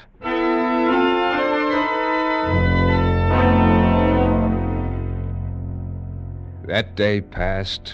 The next, I got exactly nowhere. Things didn't fit, didn't add up. I saw Nelana several times, but had no chance to speak to her. When Herr Kurt was with me, she'd pass without a glance, but if I was alone, she'd manage a quick, provocative smile that sent shivers down my spine. By the fourth day, the tension among us had grown almost unbearable. The steamer was due the next evening on its return trip to Batavia. I needed a break of some kind, had to have one. Well, it came at dusk when I dropped into my room to change for dinner. Tuan, it is I, Nelana. Nelana, what the devil are you doing here? To see you, Tuan.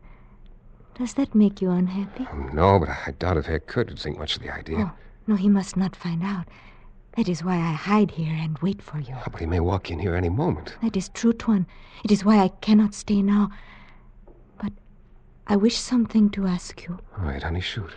It is true that you look for a man who has killed a woman in your United States? Yeah, that's right. A man who now names himself by another name? Yes, Norma, do It you know... is perhaps the same one who one night threw the knife at you? Yeah, I think so. Do you know who it is? I saw the knife thrown, Tuan. I was outside. Oh, be quiet. Oh, it is someone. Yeah, it's Herr Kurt. Oh. He's going into the living room. But he will come here when he does not find you. Oh, I am very frightened, Tuan. I must go. Oh, no, wait. I've got to know. No, there's no time now. Tonight, when everyone sleeps, wait by the tall palm at the edge of the clearing. I will come. All right, I'll be there. Nelana has done foolish things, Tuan. But tonight she will fix it all good. You come.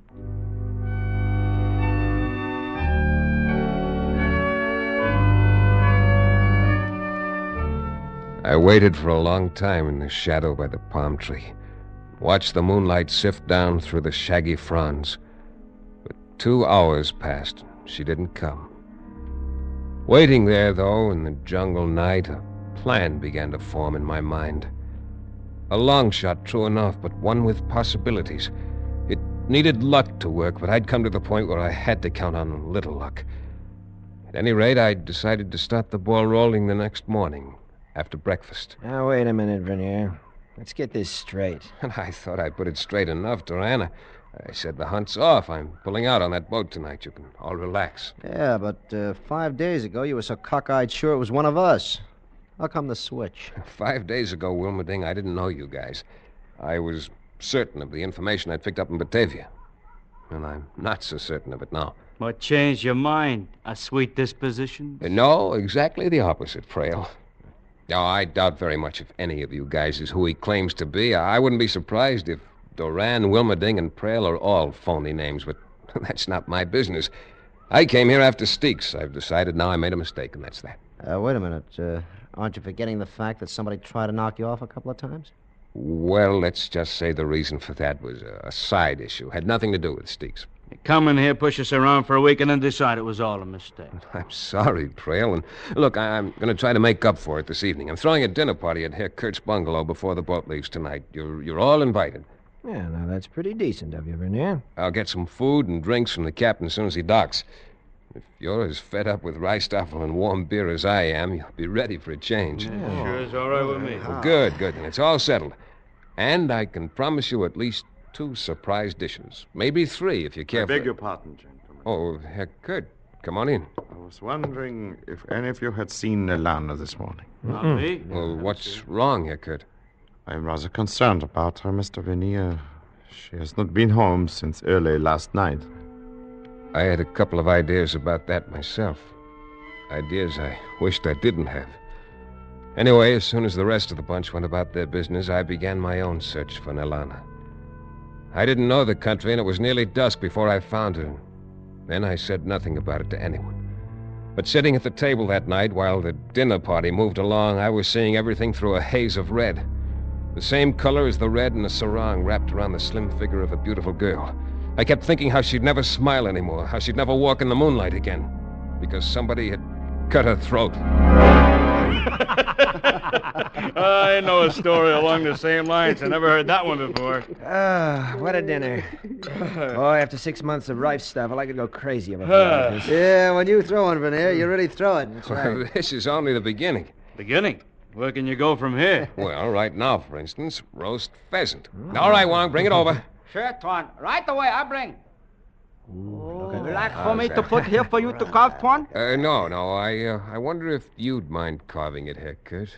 Not at all, Mr. Vernier. I should be happy to place it here, one. Boy, I haven't had a roast pheasant since Australia. We used to shoot 'em all the time. Even the smell's enough to drive you crazy. You said it, Prail. Oh, you haven't seen anything yet. The pheasant is the main dish, so the 2 surprises go right along with it. Wong, bring it out. Sure, Tuan.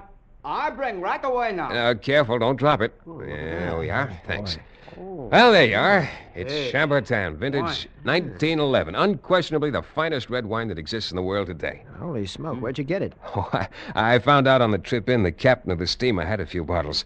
Took a lot of talking to get one out of him, but I'll open it, Wong. Have you got the glasses? Sure, Tuan. Good.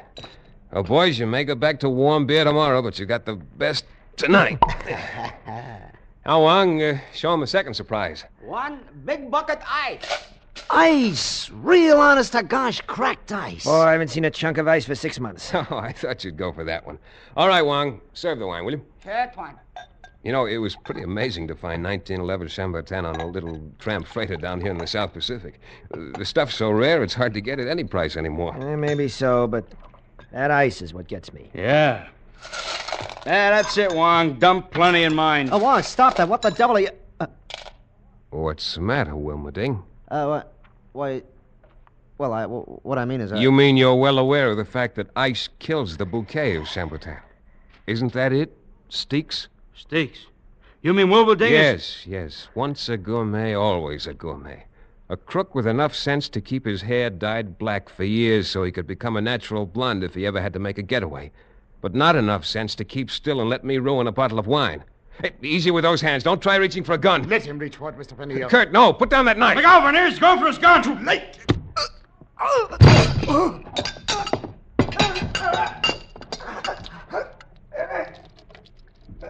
Kurt. Good Lord, Kurt, you've killed him. I'm sorry you do not have our prisoner to take back with you, Mr. Vanier. But I, too, found her body. I knew you had been there. I saw your footprints. I'm sorry, Kurt. And she had been seeing Wilmerding. I had guessed it was one of them. And apparently she found out he was Steeks. Yeah, I know. That's what she was going to tell me, only he didn't give her a chance. She was young, Mr. Vanier. Foolish, perhaps. But I loved her very much. Hey, look. He knocked over that bottle of wine. It's pouring out all over the place. Yeah. Brother, what a mess. Yeah, Duran. It's quite a mess. Only one thing, though. Not all of it is red wine.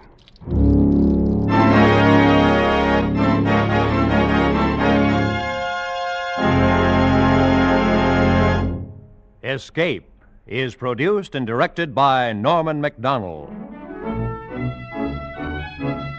Today, we have presented transcribed Red Wine by L.G. Blockman, adapted for radio by Mort Lewis and Les Crutchfield, with editorial supervision by John Dunkel. Starred as Paul Vernier was Jeff Chandler, with Barry Kroger as Herr Kurt.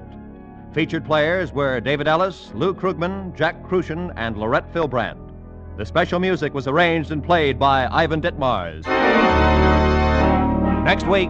You are flying over the lonely wastes of the Pacific, lost, torn by the fury of a typhoon, your gasoline running out, and ahead of you is an adventure so strange, so terrifying, that your mind cannot accept it.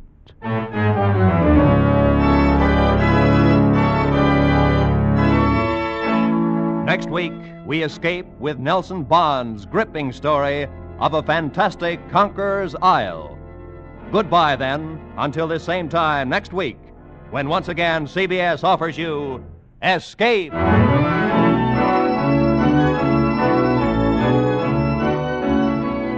Thanks for hanging with me, folks. You're locked into the Saturday Escape Marathon on the HOJO Radio Network. We move to March 5th, 1949, for our next fantastic fun tell.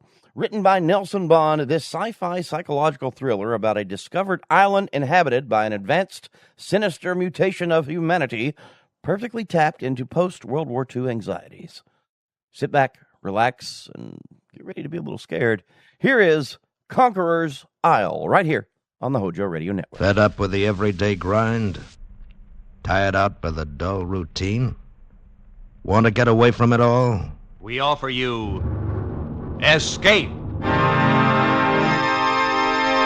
Escape, transcribed to free you from the four walls of today for a half hour of high adventure. You are flying over the lonely wastes of the Pacific, lost, torn by the fury of a typhoon, your gas running out. And ahead of you is an adventure so strange, so terrifying, that your mind cannot accept it.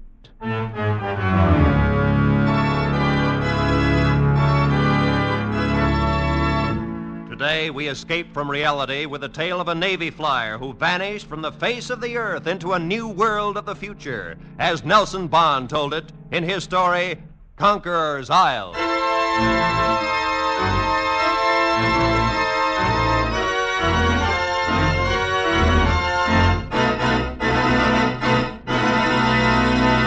You've got to believe this. It sounds utterly impossible, I know. It sounds crazy. That's why I'm here, sir. But it's the truth, and you've got to believe it. You've got to, sir. You've got to. That's the way he started, almost as soon as I'd walked into his hospital room. He wasn't violent, you understand. There was no need for restraint. But his every action, every gesture was evidence of a psychotic condition. To be extremely charitable, battle fatigue. Well, anyway, it was an odd case. I was already acquainted, of course, with the history. Young man, graduate of Annapolis, lieutenant in the Fleet Air Arm. Excellent record, citations for bravery and so forth.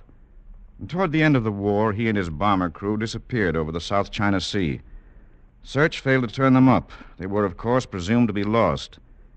And then a month ago, almost 4 years later, Lieutenant Brady was found by a Brazilian freighter drifting helplessly and nearly dead in a tiny life raft from the airplane. Curiously enough, his position was not far from that last reported by his radio operator 4 years ago. But when he was asked where he'd been, He gave a story so fantastic, so utterly unbelievable. Truth, and you've got to believe it. You've got to, sir. At ease, Lieutenant. I'm sorry, sir. I'm here to consult with you as a physician, not order your cure as a superior officer. Now, suppose we ignore the braid while you tell me about it. Well, thank you, Doctor. Where should I begin? Well, it's your story. You know what it is you want me to believe. The trouble began, I understand, on your last bombing mission. Yes, that's right. That's when my troubles began. The thing's been going on for much longer than that. Years, certainly. Decades, perhaps. Somebody has got to do something, Doctor. Time is racing by, and with every passing day, they grow stronger. I've got to make people understand. Lieutenant. Now, suppose you start at the beginning. With that unfortunate last flight. Yes, sir. I'm sorry I got a little... Well, then it was this way. We'd finished our mission, and we were starting for home. We were over the South China Sea, between the Philippines and Indochina, roughly off Palawan. And everything was peaches and cream. The Ardent Alice was purring along like a dream, and I was sitting there chewing up a pack of lifesavers, thinking how good that can of cold beer was going to taste, when the intercom crackled in my ear. Lieutenant, Jap freighter, 10 o'clock. Huh? Yeah, you're right. Looks like a single tramp beating up the coast. You still got a Bertha? Yes, sir. Okay, maybe we can have some fun. Red 4 to Mac. Red 4 to Mac. Go ahead, Red 4. Jap freighter, 10 o'clock. Check. We've still got a Bertha. How about it? Why not? It's your party. Go ahead and good luck. Roger and out.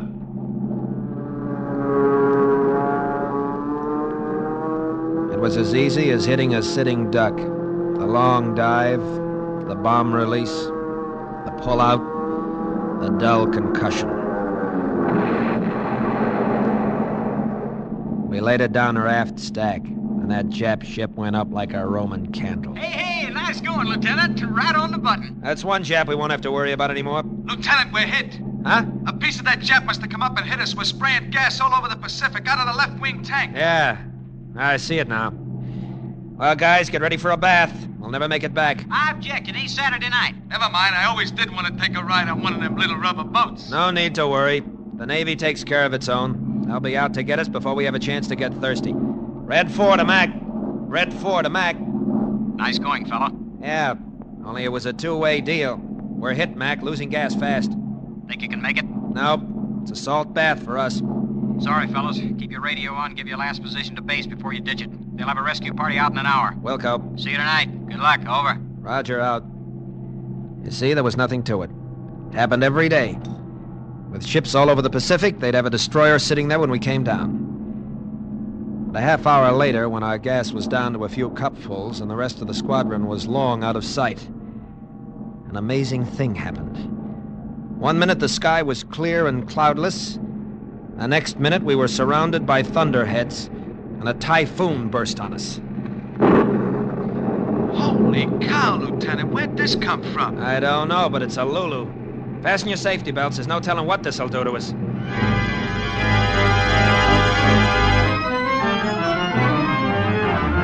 It was a granddaddy typhoon, all right, but it lasted only a few minutes. Then we got out of it as miraculously as we'd come into it. And wonder of wonders, we were directly over a small island. Well, what do you know? Take a look at that sight for sore eyes. Man, oh man, it looks mighty fine to me.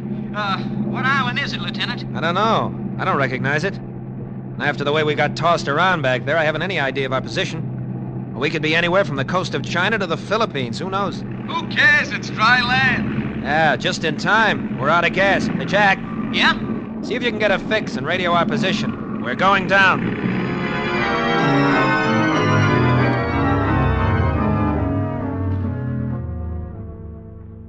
We landed safely on a little strip of sandy beach. And only after we'd climbed out of the plane did we begin to have any misgivings. What do you think, Skipper? Well, it doesn't look like much, but... I don't see anybody. Not a sign of life. I got a good look from topside coming down. There weren't any houses, nothing. Still, you can't tell. They could be Japs. Or worse. Headhunters, maybe. We'd better stick together, stay close to the plane. Shouldn't be more than a few hours. Oh, yeah, except... Hey, what the... Hold it. Hello there. A white man. Hey, what is brother. this? Keep your eyes open. It might be a trap. But he's a white man. He speaks English and he's not armed. No, I don't see any guns. Just the same, watch it. Welcome, gentlemen, welcome. We saw you land, so I hurried out to see if I could be of any assistance. May I introduce myself? I'm Dr. Grove. I'm Lieutenant Brady, and these are my men. Radio Man Kavanaugh, my gunner, Sergeant Geller. Hi, It's Dr. pleasure, Grove. gentlemen, pleasure. Are any of you in need of medical assistance? No, thanks. We're all okay. Just a little surprised to find anyone here. Well, yes, of course. That can be explained to you later. But right now, you'll be wanting food and rest. Hey, now, a little chow wouldn't be bad. But first, we have to get in touch with our base. Give them our position. Oh, of course, but such things take some time in these primitive areas. Oh, we have a radio on the plane. Did have, Skipper. What? I was just starting to tell you. It went out just before we sighted the island. Must have got wanged up in that storm. Well, can you fix it? Well, I suppose so, if it's nothing serious. I'll tell you better after I have a chance to look at it. Of course. But in the meantime, I hope you'll accept our humble hospitality. We don't have the pleasure of entertaining new guests here often. It'll be good to chat with you all. If you'll follow me, please. How about it, Skipper? Sure. Why not? After the last half hour, we could all use a little relaxation. Very good. Right this way, please. I should have smelled it right then. There was something strange about the whole thing. There were a lot of questions in my mind, but somehow I didn't ask them. Instead, we walked down the jungle path behind Dr. Grove, like lambs to the slaughter. Tom Geller must have had the same misgivings because he whispered in my ear. I don't get it, Skipper. Don't get what, Tom? Where do these guys come from? Where do they hang out? When we were coming in, I made sure to take a good look at this island. There were no houses, no nothing. I don't know. I guess we'll find out soon enough. Yeah. Hey, stop it. Holy cow, will you look at that? Dr. Grove stopped in front of what looked like a big rock. And then we saw it was expertly camouflaged cement with a sliding door. There. Here we are, gentlemen. If you'll be good enough to enter. Enter what? That? Don't be alarmed. It's only an elevator. An elevator? In this jungle? What kind of monkey business is this, anyhow? Do you mean to tell me you live underground? My dear Lieutenant, I'll be glad to explain everything later. It's all very simple. But first, I must insist that you enter the shaft. So now you're insisting. And suppose we prefer not to step into your elevator, then what? Then I should be compelled, most regretfully, to enforce my request. Guess again, pal. We happen to be armed. A gun, 3 guns. See, that's one detail you overlooked. I overlooked no details, Lieutenant. Would you be kind enough to fire your gun? Watch yourself, Skipper. It's a trick. He wants you to shoot. The sound will bring help. Wrong, my friend. I need no help. Very well. If you won't accept my invitation... Wait a minute. Keep your hand out of your pocket. Perhaps you would care to stop me, Lieutenant? Okay, if you asked for it. Hey, Lieutenant! Try again, Lieutenant, but your gun will not work Skipper, on this he's right. island. Mine won't work either. And now, perhaps you'll be kind enough to step into the shaft? Look, I don't know what's going on here, but I don't want any part of it. Yeah, neither do I. Come on, gang. Let's get out of here. Just a minute. I'm sorry. You forced me to use harsh measures. Believe me, I do so reluctantly.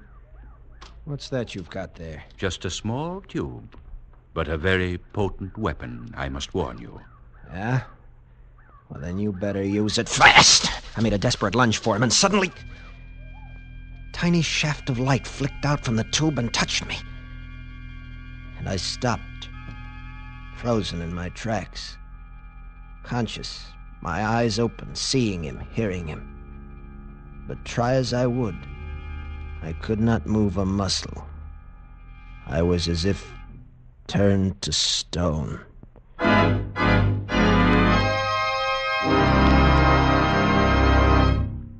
In just a moment, we will return to Escape. But first, both Gangbusters and The Adventures of Philip Marlowe are regular Saturday night features on most of these same CBS network stations. So be listening tonight when they bring you an exceptional, fast-moving, gripping hour of mystery. And now, with our stars, David Ellis, Ted Von Eltz, and Bill Johnstone, we return to the second act of Escape and Conqueror's Isle.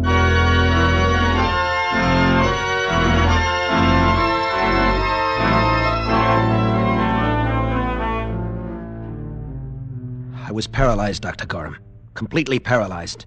As if turned to stone. I had all my senses. I I could see and hear and feel, but I couldn't move a muscle, not even turn my eyes. And you say this happened because of some kind of light beam? Well, not exactly a beam, sir. Perhaps not exactly light. Just a kind of radiance. A gas, perhaps? No, because it had no form, no odor, no taste. It was like becoming enmeshed in a web of moonbeams. I see. And its only effect on you was to immobilize you. Yes, that's right. It didn't burn or sting or cause pain in any way. I simply couldn't move. It was like a hypnotic trance. And then? Well, then some of Dr. Grove's companions came out of the elevator. They picked us up and carried us. I could feel their hands very softly, as if they were far away from my body, as if there were layers of rubber between them and me. I could hear Dr. Grove talking. Place him in the shaft. Gently, please. I could see him bending over me into my line of vision. I'm sorry, Lieutenant. I sincerely regret having to inconvenience you. But, you see, just as we have the means of hampering your primitive mechanical devices, your guns, your radio, so do we have the means to enforce our requests. Requests which are, I assure you, only reasonable and necessary under the circumstances. Very well. Take us down. My head was reeling, and fear was growing in me. Who were these men to talk of radio as a primitive device? What kind of men were they? Where were they taking the three of us, and what were they going to do with us? As if he'd read my thoughts, Dr. Grove leaned over me again. There's no need to be alarmed, Lieutenant. No need at all. All right. Gently. Carry them gently. Well, Frater? I'm sorry, Frater Dorden. It was necessary. They would not come willingly. I see. Yeah, a few of them do. Well, put them in the sleeping chambers until they recover. And be gentle. They are so frightened. Poor things. Poor things. Poor things, he'd said. Not as if we were human beings at all, but animals. Some weak, dumb animals with whom they must be gentle. It was then that I began to know real fear. We were in a great underground city, but I could see little of it. Nothing except what passed in front of my rigid eyes. Then I was carried into a room, deposited upon a soft couch, and left alone. I could not close my eyes, but gradually the light began to fade, to melt away. I was in deep blackness, and I slept. I don't know whether the return of the light awakened me, or whether it came on automatically when I woke up. But the room was bright, and I could move again. I jumped up, tried the door, but of course it was locked, and there was no other way of escape. The room was a small cell with metal walls and ceiling, a kind of metal I'd never seen before. There was a cot, a desk, and a chair, and nothing else. But the really amazing thing was the light.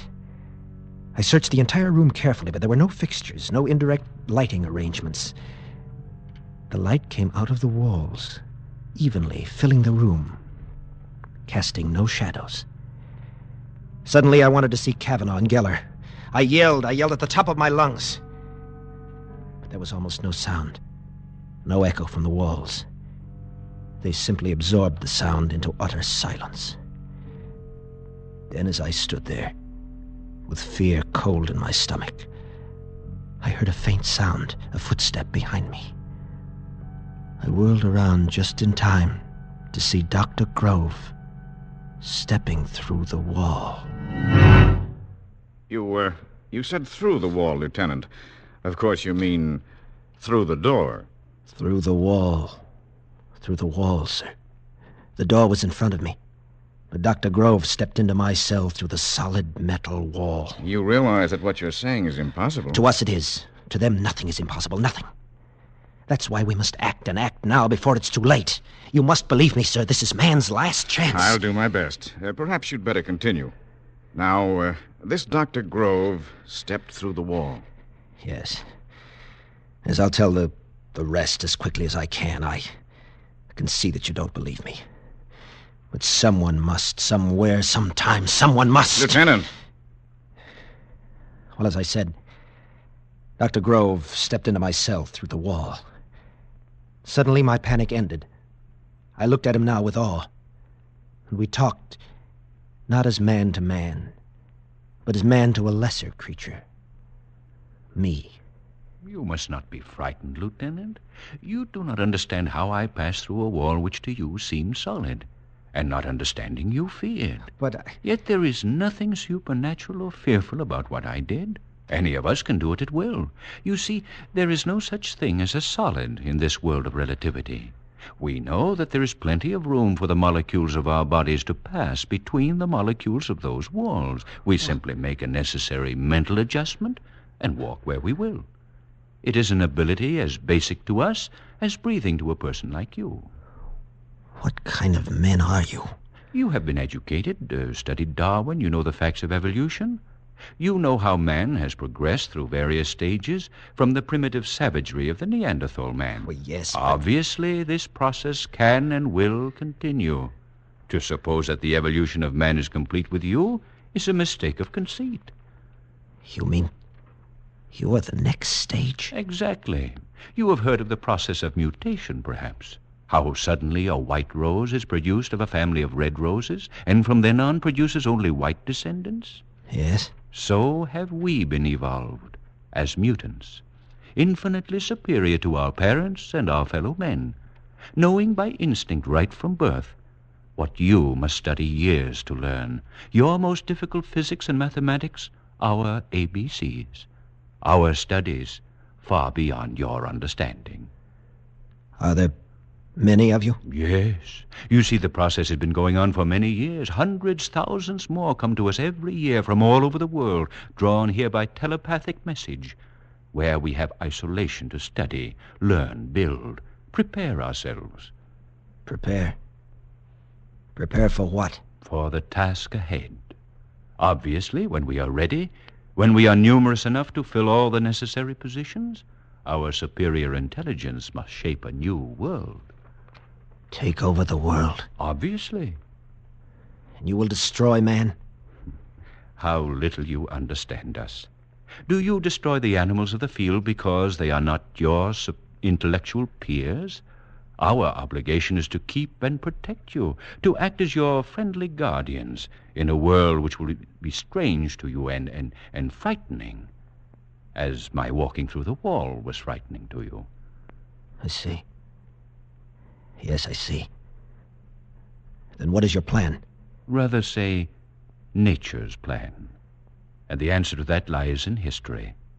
What became of the anthropoids, the cavemen? They died out.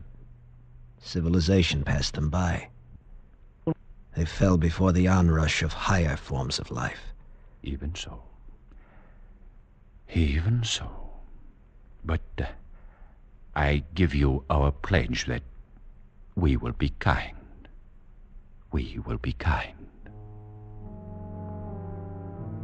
And then he took me out into that great underground city, through its corridors and great halls and laboratories and shops. Took me among the thousands of his fellow men. There I saw marvels of which I could talk for hours. There were... but they would be beyond your comprehension as they were beyond mine. You wouldn't believe me, and so I won't bother to tell you.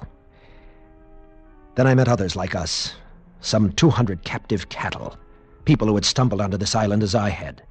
There were famous names among them. A famous author whose ship disappeared in the Pacific years ago. A big game hunter. A famous aviatrix for whom a dozen fleets had sought in vain. All of us, prisoners. We were treated with great kindness, made comfortable, relatively happy. We were their pets, you see. Their dumb animal pets.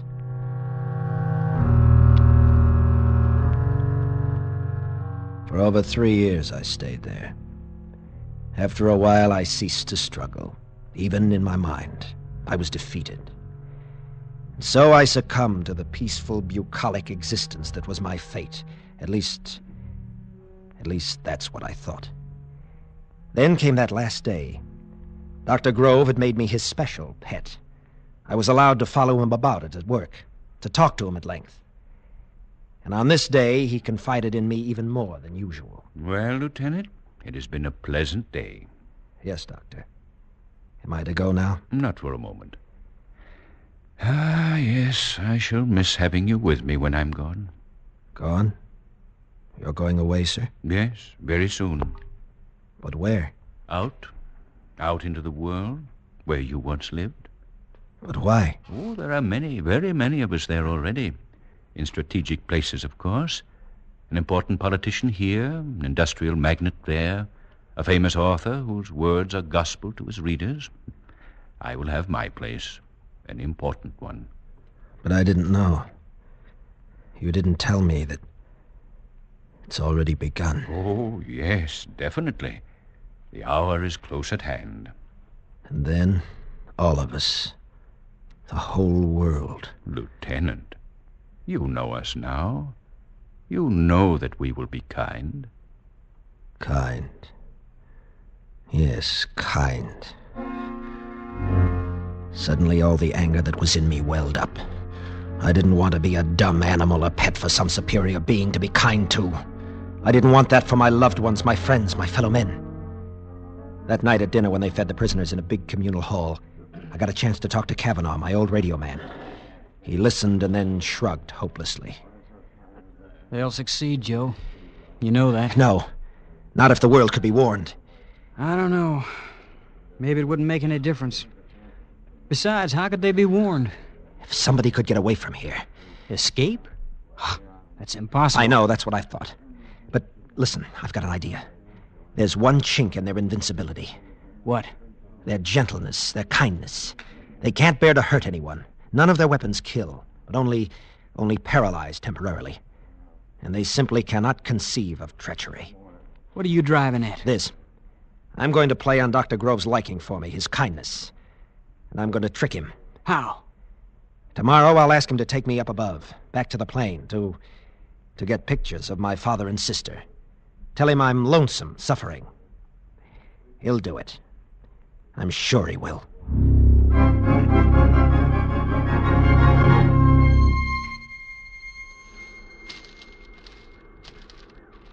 It's very kind of you, Dr. Grove, to do this for me. Oh, not at all, Lieutenant. I understand your feeling. With you leaving, I'd have no one close. The pictures will make me feel a lot better. Well, I only hope they're still here. The plane is partially demolished by the weather, as you can see. Oh, they'll be there. They were in the map compartment. They'd be out of the weather.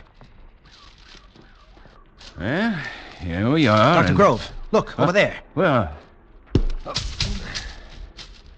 Sorry, Doctor, but I had to do it.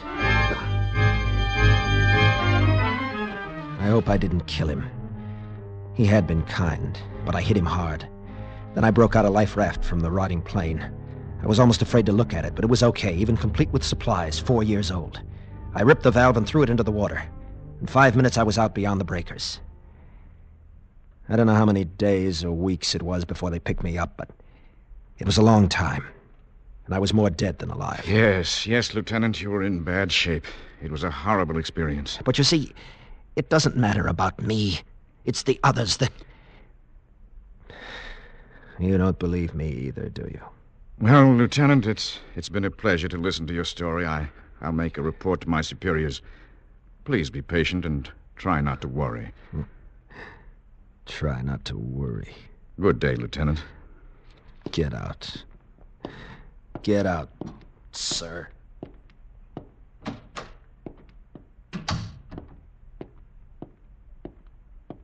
Oh, there, Commander Gorham. You've talked to him? What's the verdict? A clear case of persecution mania. An amazing form. I've never heard a tale more complete and logical, but Yes, I know what you mean. Well, do what you can for him. I'm afraid he's going to be here for a long time. Perhaps for as long as he lives. Turned loose, he might be dangerous. That's too bad. Nice boy, too. But floating for 4 weeks on a life raft, and heaven knows what before that, it sure does things to a man. Well, Doctor, how about lunch? No, thanks. I've got to run along. I have to turn in my report and recommendation on this case. Oh, of course. Well, I'll see you later. I watched the man disappear down the hall. I stood there for a moment lost in thought, seeing the face of that boy in there. It was hard to know how best to be kind to a boy like that, but I roused myself. I had much to do. So much. And if I went down through the lobby of the hospital, some fool would surely delay me and get me into a long-winded discussion, and I didn't feel a bit like talking. I wanted to get out of this place and forward my report that this Brady case was closed, that there'd be no more trouble from this source. My car was just outside on the street. There was no one in sight in the corridor, so I turned and quietly walked through the wall.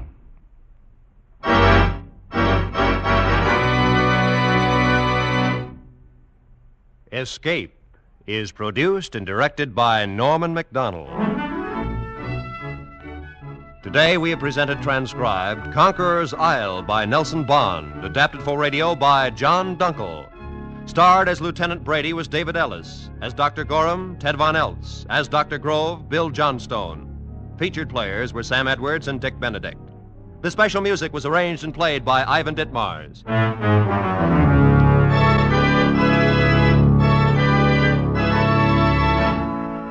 Be sure and be with us again next week at the same time, when we will bring you another great story of mystery and intrigue by one of the world's outstanding authors of high adventure, as CBS again presents Escape.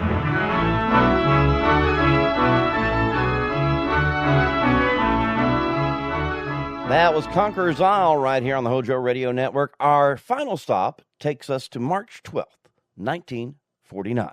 To close out the marathon, we have chosen a tense cat-and-mouse game set in the deep, dark underworld. In this one, Escape pulled out all the stops, using a driving, minimalistic musical score to rack up the tension until the very last second. Ladies and gentlemen, I present to you He Who Rides the Tiger, right here on the HOJO Radio Network. Stay tuned. You are lying helpless in a rude hut in the deep interior of China, not knowing how you got there or why. And before you, you see the face of a beautiful girl and the hard, ruthless figure of a guerrilla chieftain. And you know that in this room there is danger for you, perhaps death.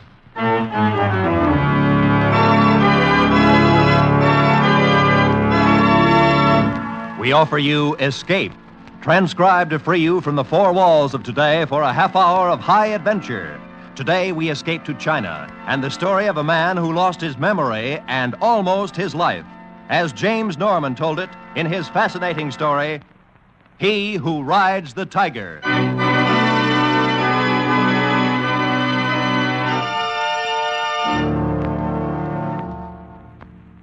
The figures and faces would come and go.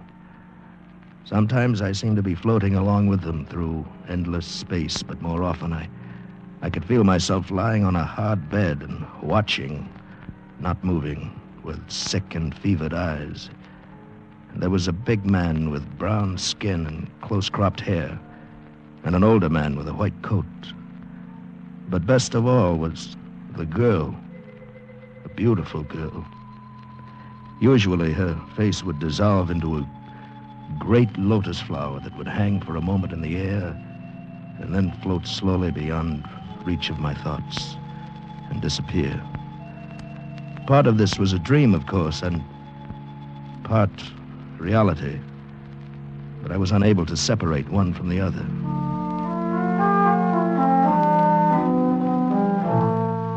How long it went on, it's impossible for me to say. I had no sense of the passage of time.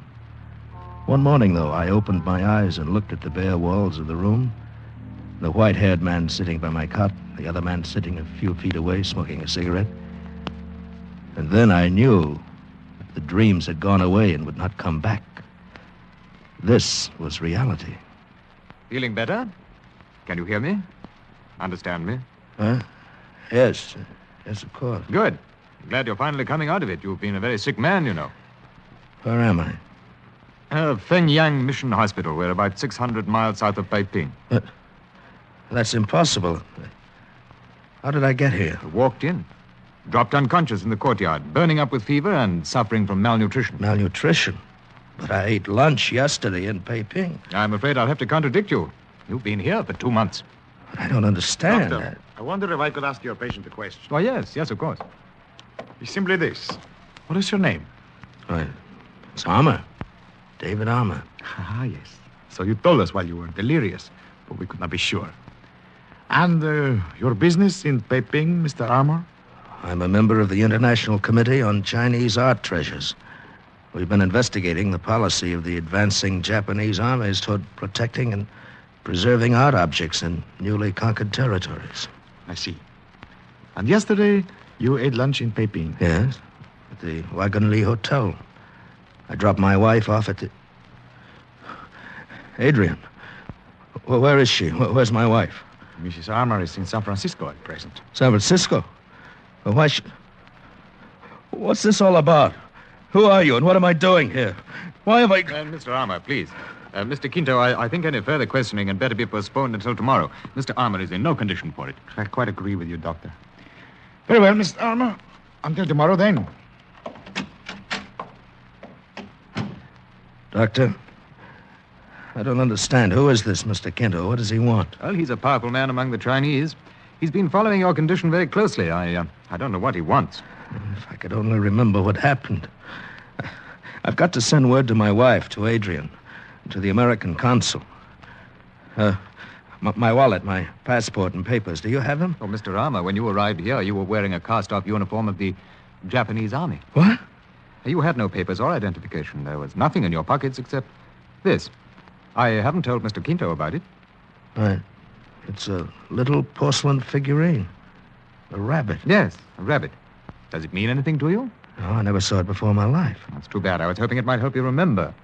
The last thing I remember is that lunch in Peiping. Seems like yesterday, and yet you told me it was 2 months ago. Oh, no. I said that you came here 2 months ago. What was the date of that luncheon, Mr. Armour?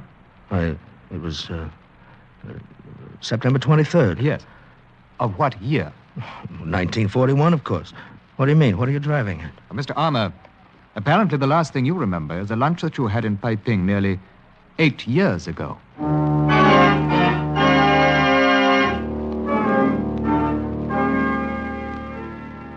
I understand the doctor has brought you more or less up to date, Mr. Armour. Well, in a general way, yes. He told me about Pearl Harbor and the war, and finally the Japanese surrender, and the revolution in China, and so on. Hasn't helped any as far as my memory is concerned, though. It's too bad.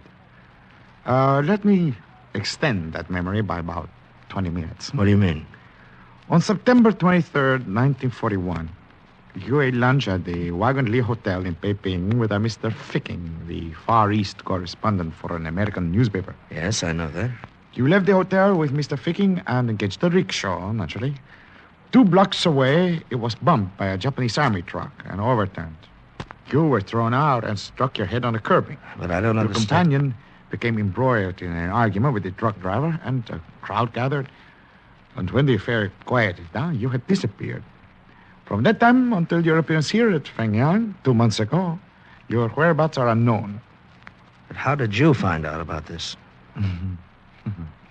That is unimportant. I am concerned with what you did after that. A war was being fought in China. The whole country was under martial law by one side or the other. Yet, I can find no record of you anywhere. What are you getting at? You were not with the American or Chinese armies, and neither the Japanese army nor the puppet government lists you as a war prisoner. You were not with the Chinese guerrillas. I was one of their leaders. I would have known about that. So, what were you doing, Mr. Armour? Collaborating, perhaps? With the Japanese? There would be no listing of your name in that case. They destroyed all such records before the surrender. And you were wearing a Japanese uniform when you came here. You're out of your mind. Then suppose you tell me what you were doing. I can't tell you. I don't remember. What do you want, anyway? What brought you into this? 2 simple words that mean $1 million. Huh? Even when they are whispered by a man in delirium. Tang bronzes. Tang bronzes? You've heard of them?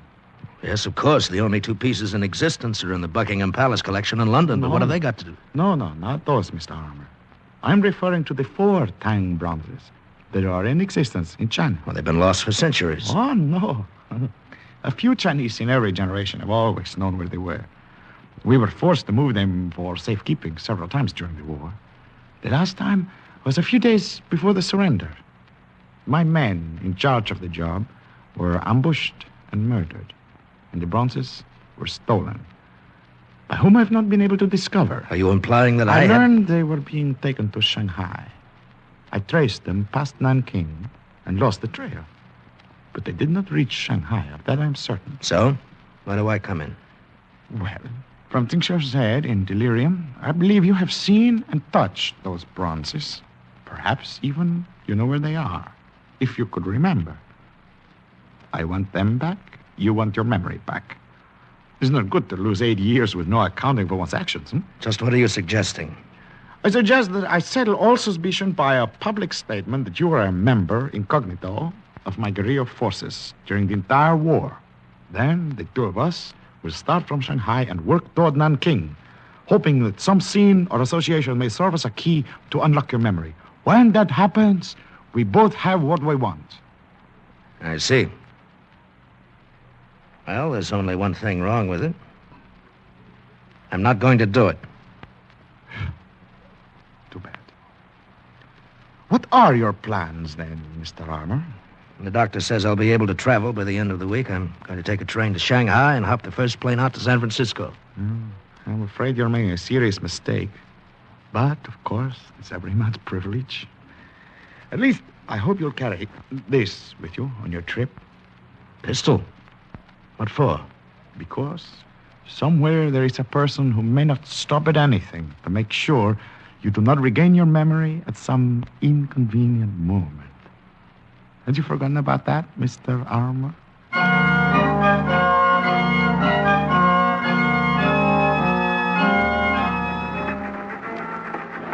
Most of the long train trip to Shanghai was uneventful. I still carried the gun, mostly because I didn't know what else to do with it. But I had only one idea in mind, to get home to San Francisco and to Adrian just as soon as possible.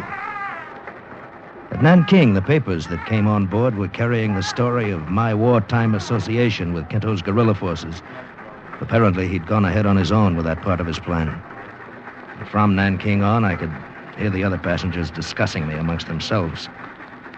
And when some 50 miles out of Shanghai, a fat, smiling little Chinese merchant named Mr. Chen sat down in my compartment, began to chatter away about my heroism. It's most remarkable, Mr. Armour, most amazing, that one who served our country in such a glorious way is not able to remember a single one of illustrious exploits. Well, as I told you, Mr. Chen, I was injured nearly 8 years ago. I've been suffering from amnesia. It was only last week that my memory came back to me. Oh, yes, it's too shame.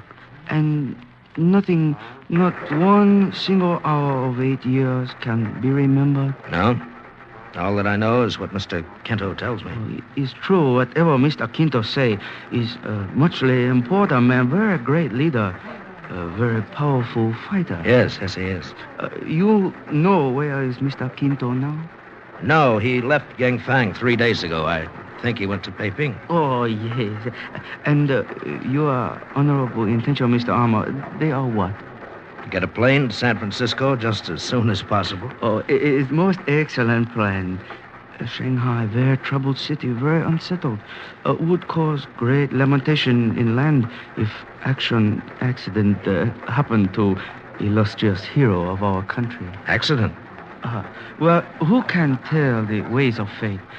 In city like Shanghai, many accidents can happen, even to brave fighter with loaded pistol and coat pocket.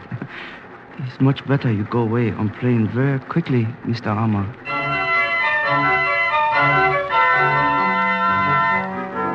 In Shanghai, I took a taxi to the Cathay Hotel. When I started to check in, I got the first of several surprises. The clerk told me that I had a room already reserved and paid for, by whom he didn't know. At any rate, it was a nice room, one of the best in the house. I picked up the telephone and called the American consul. Then I started the hotel clerk working on an airline reservation. Set my clothes out to be clean, climbed into a shower. And by the time I'd finished, a boy knocked on my door with an envelope. I opened it, took out the note.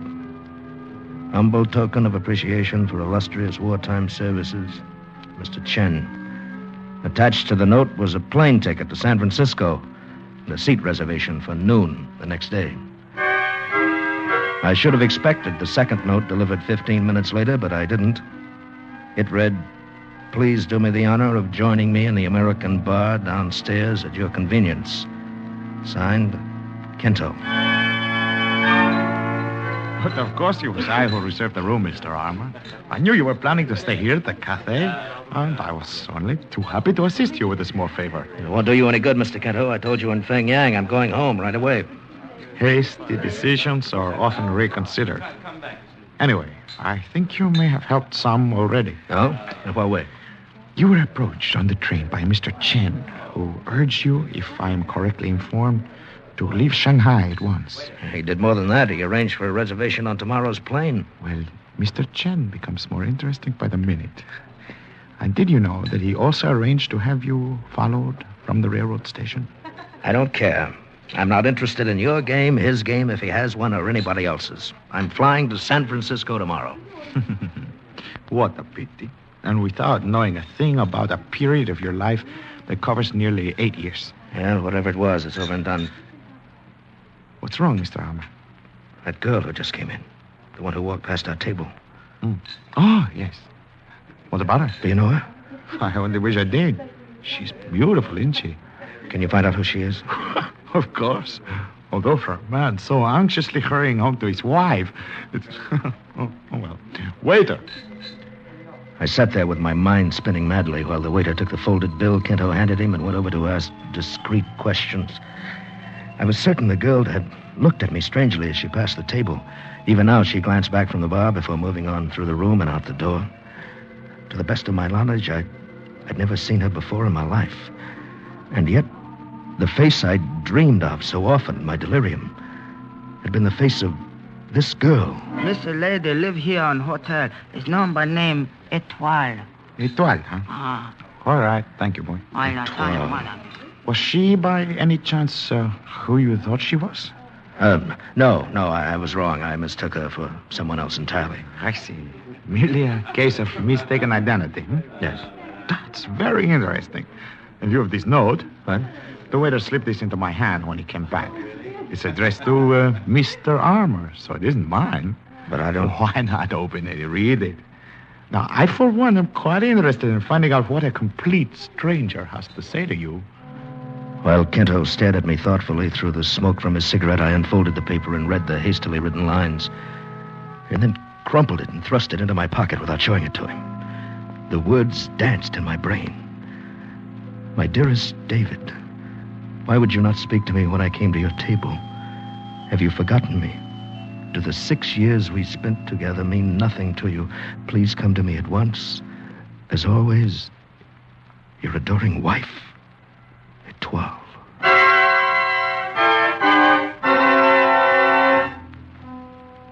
Kento probed skillfully, trying to discover the contents of the note Etoile had sent me.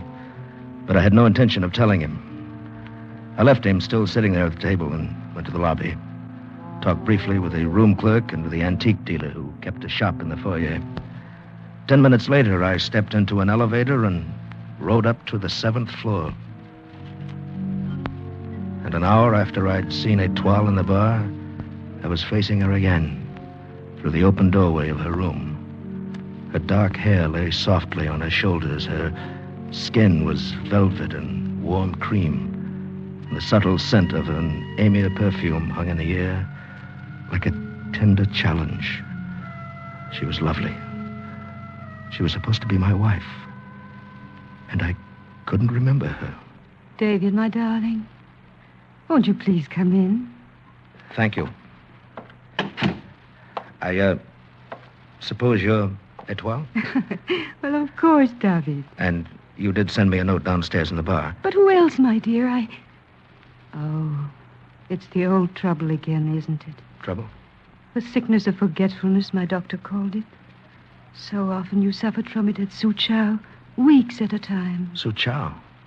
Don't you remember Willow House, the beautiful estate that Uncle Liu gave us when we were... Oh, that's why you did not speak to me in the bar. You've forgotten all of it. Even me. Yes, I'm afraid you'll have to bear with me, Etoile. I don't mean to hurt you, Oh, but... it doesn't matter, my darling. I understand. I've been so terribly worried since you ran away from Suchow 4 months ago. But now we're back together and everything is all right again. Etoile, tell me, when was it we were married? In the month of December 1941. See, I carry the paper with me always. Yes. We were married in the Chinese manner by Uncle Wang. And then Uncle Liu gave us Willow House. And we lived there all through the war? Well, why weren't we bothered? I mean, by the Japanese? Uncle Wang was very important in the puppet government. He was mayor of Suchao before the guerrillas shot him. I see. Why not come with me to Suchao tomorrow, David? Perhaps when you see Willow House again, you'll remember. All right. Suppose we leave around noon. Anytime you say. Good, then I'll arrange to hire a car. There is one thing, David. I think it is better you know now instead of remembering later. Oh? What's that? Your job during the war. Uncle Wang arranged it for you. Well? You translated captured American documents for the Japanese army. Oh, great. You didn't realize what you were doing, and we had to live. I'm sorry, Etoile. I'd better get out of here. I'll call for you tomorrow. David, even though you can't remember me yet as your wife, could you not at least kiss me goodnight? Well,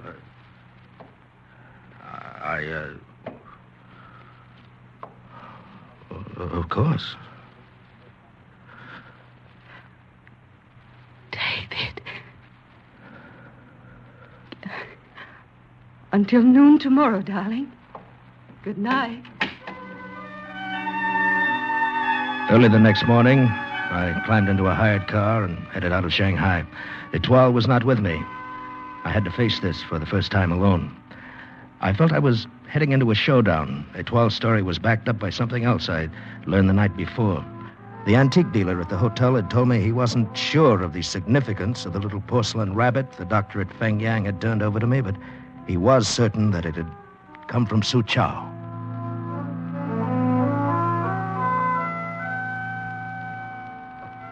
A servant let me into the Willow House, and he left me alone in a large room furnished sparsely in the Chinese manner. I wandered about idly, still finding nothing that said to me, "You've been here before," until suddenly I came face to face with a crude poster looking very much out of place against the dainty lacquer screen. It was an offer of reward issued by the Japanese army during the war. The photograph on the poster was blurred beyond all likeness, but the wording was clear enough. $50,000, dead or alive, for the guerrilla general Jimenez Quinto. It makes rather an interesting souvenir, don't you think so, Mr. Arm? No, do not draw the gun, you're covered, as they say. Well, welcome to my humble abode, Mr. Quinto, or is it the other way around? Neither, as a matter of fact.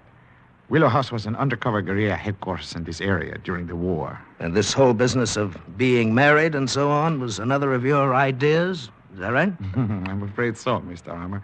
Etoile is a very capable operator. A guerrilla colonel, as a matter of fact. You were never married to her. Come on in, Louis. All right, you've fooled me into coming up here to Suchao, but what good's it going to do? Can't tell you any more now than I could have in Shanghai. Perhaps not, but my little scheme also involves a certain Mr. Chen. If he has not followed you here already, I believe he will do so soon. Then you're putting your money on Chen as the man who stole the Tang bronzes. Is that it? His insistence that you leave China seems to me suspicious. I intend to question him. Couldn't you have done it in Shanghai? Not with this greater freedom. My questioning is always thorough. Well, that's your business. As far as I'm concerned, I'm heading back to Shanghai right now. I'm afraid that's impossible. Etoile has already taken the liberty of paying off your chauffeurs. Etoile? She rode up here with you, under a blanket in the back seat. She's quite resourceful. Now, look here, if you think for 1 minute... Please, Mr. Armour. There is an old Chinese proverb which says, "He who rides the tiger finds it easier to get on than to get off." Louis, I think you'd better get the gun from our hot-headed friend. A most excellent suggestion. Is in this pocket, I believe. Ah, yes. Thank you, Mr. Armour. And look, General Quinto. He has been collecting souvenirs. One of the little porcelain rabbits, huh? Etoile didn't tell me you had stopped in Suchao to go shopping. I didn't. Had that figurine with me when I stumbled into Fengyang Mission. What? The doctor gave it back to me. Why did you not tell me these little figurines come from a temple right here in Suchao? They're given out to pilgrims during the annual festival. Mr. Armour, does the name WHRN Pagoda, Temple of the Moon, mean anything to you? WHRN? Temple of the Moon? Hey, wait. Yes, it's coming back to me. And Mr. Chen, too. And the Tang bronzes. I remember now, Kento. I can remember. It's muchly unfortunate that you can't, Mr. Armour. Mr. Chen. The gun, General Quinto, dropped at one. Other one also. So, Mr. Armour, lost memory has returned. Yes. Yes, I only saw you a few times during the 7 years. That's why I didn't recognize you.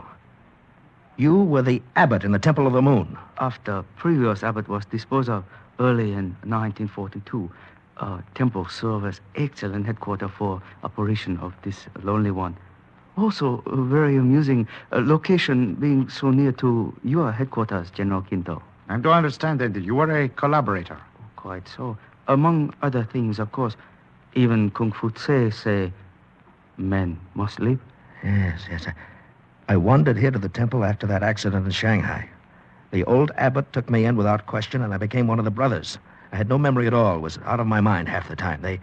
They called me the forgetful one. What about the Tang bronzes, Mr. Armour? Well, one night I couldn't sleep. I wandered onto the balcony of the great hall of the temple. Chen was there with some other men who were showing him the 4 bronzes they just brought in. I had a vague feeling that they were very important. I guess that's why I raved about them later at Fengyang Hospital. Mr. Armour, you know what was done with the bronzes after you saw them? Yes, they were buried that same night under the tiles beside the 7th pool in the temple courtyard. Mr. Chen, are they still there? Oh, but of course. And in a matter of moments, you may tell location to ancestors. Mr. Chen, by your own admissions, added to things of which I know already, you are apparently guilty of collaboration, theft, a number of murders, and various high crimes against China. Have you anything to say in your defense? Only to confess freely. Much less satisfying feeling when confessor hold gun in hand. Then I find you guilty and the case is closed. Oh, it's most amusing, General Quinto. Colonel Etoile, you will carry out the sentence of the court. As you say, General. Excellent shooting, Colonel Etoile. Oh, not at all. The range was nearly point blank. Man should be designed with eyes in back of head. Man should not try to ride the tiger. This lowly one, muchly favored by having such beautiful executioner. Thank you, little Chen. Mr. Armour, you have met Etoile before, under a false impression. May I now present her as my wife? Your wife? Well, last night I thought she was my wife. Yes, such are the remarkable ways of fate. You didn't mind it, did you, David? Well, Colonel Etoile. Oh, my Jimenez. But come, we must round up the men and enter the temple as quickly as possible. We cannot afford to lose the bronzes now. You're quite right. Yui, take care of the late lamented Mr. Chen. Come, Etoile. You have served well, Mr. Armour. My advice to you now, go to San Francisco at once. To your wife. Your own wife. Adios. Come and see us, David, when we are the rulers of China. Au revoir. I stood there and watched her go, swinging along beside him, lithe and graceful. And a sudden, sharp feeling of loneliness came over me. Then the moment passed, and I smiled to myself. She was only a part of all this, these stirring and exciting events. Nothing more. In San Francisco, the wife whom I loved was waiting for me. And Adrian, too, was a very beautiful woman.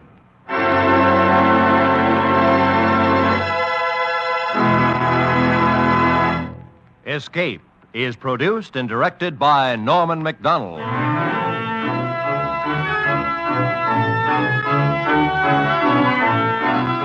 Today we presented transcribed He Who Rides the Tiger by James Norman, adapted for radio by Les Crutchfield, with editorial supervision by John Dunkel. Starred as David Armour was Bill Conrad, with Barry Kroger as General Quinto. Featured in the cast were Maria Palmer, Jack Crucian, Ben Wright, and Edgar Barrier.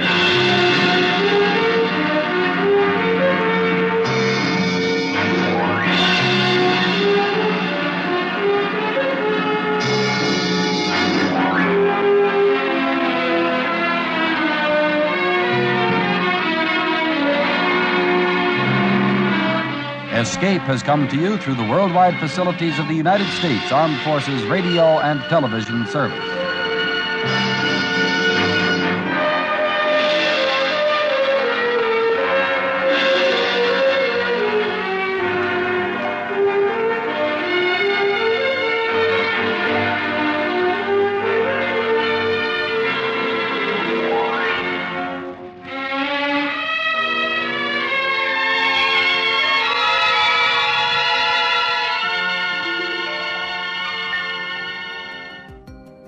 Well, folks, that brings our 4-hour marathon to the close. 8 incredible stories from the golden age of broadcasting. I don't know if you've gotten anything from tonight's show, but I know that I sure did. Listening to the way those people handled each and every situation. Yes, I know they're just make-believe stories, but I think they mean maybe just a little bit more. From the bottom of my heart, I want to thank you all for hanging out with me tonight. You know, this galaxy can be a lonely place sometimes. But no matter where you're listening from, remember this. You are important. You are appreciated. And you are loved. Until the next time the needle hits the groove, friends, stay unhackable. This is HOJO signing off. HOJO out. Good night, friends.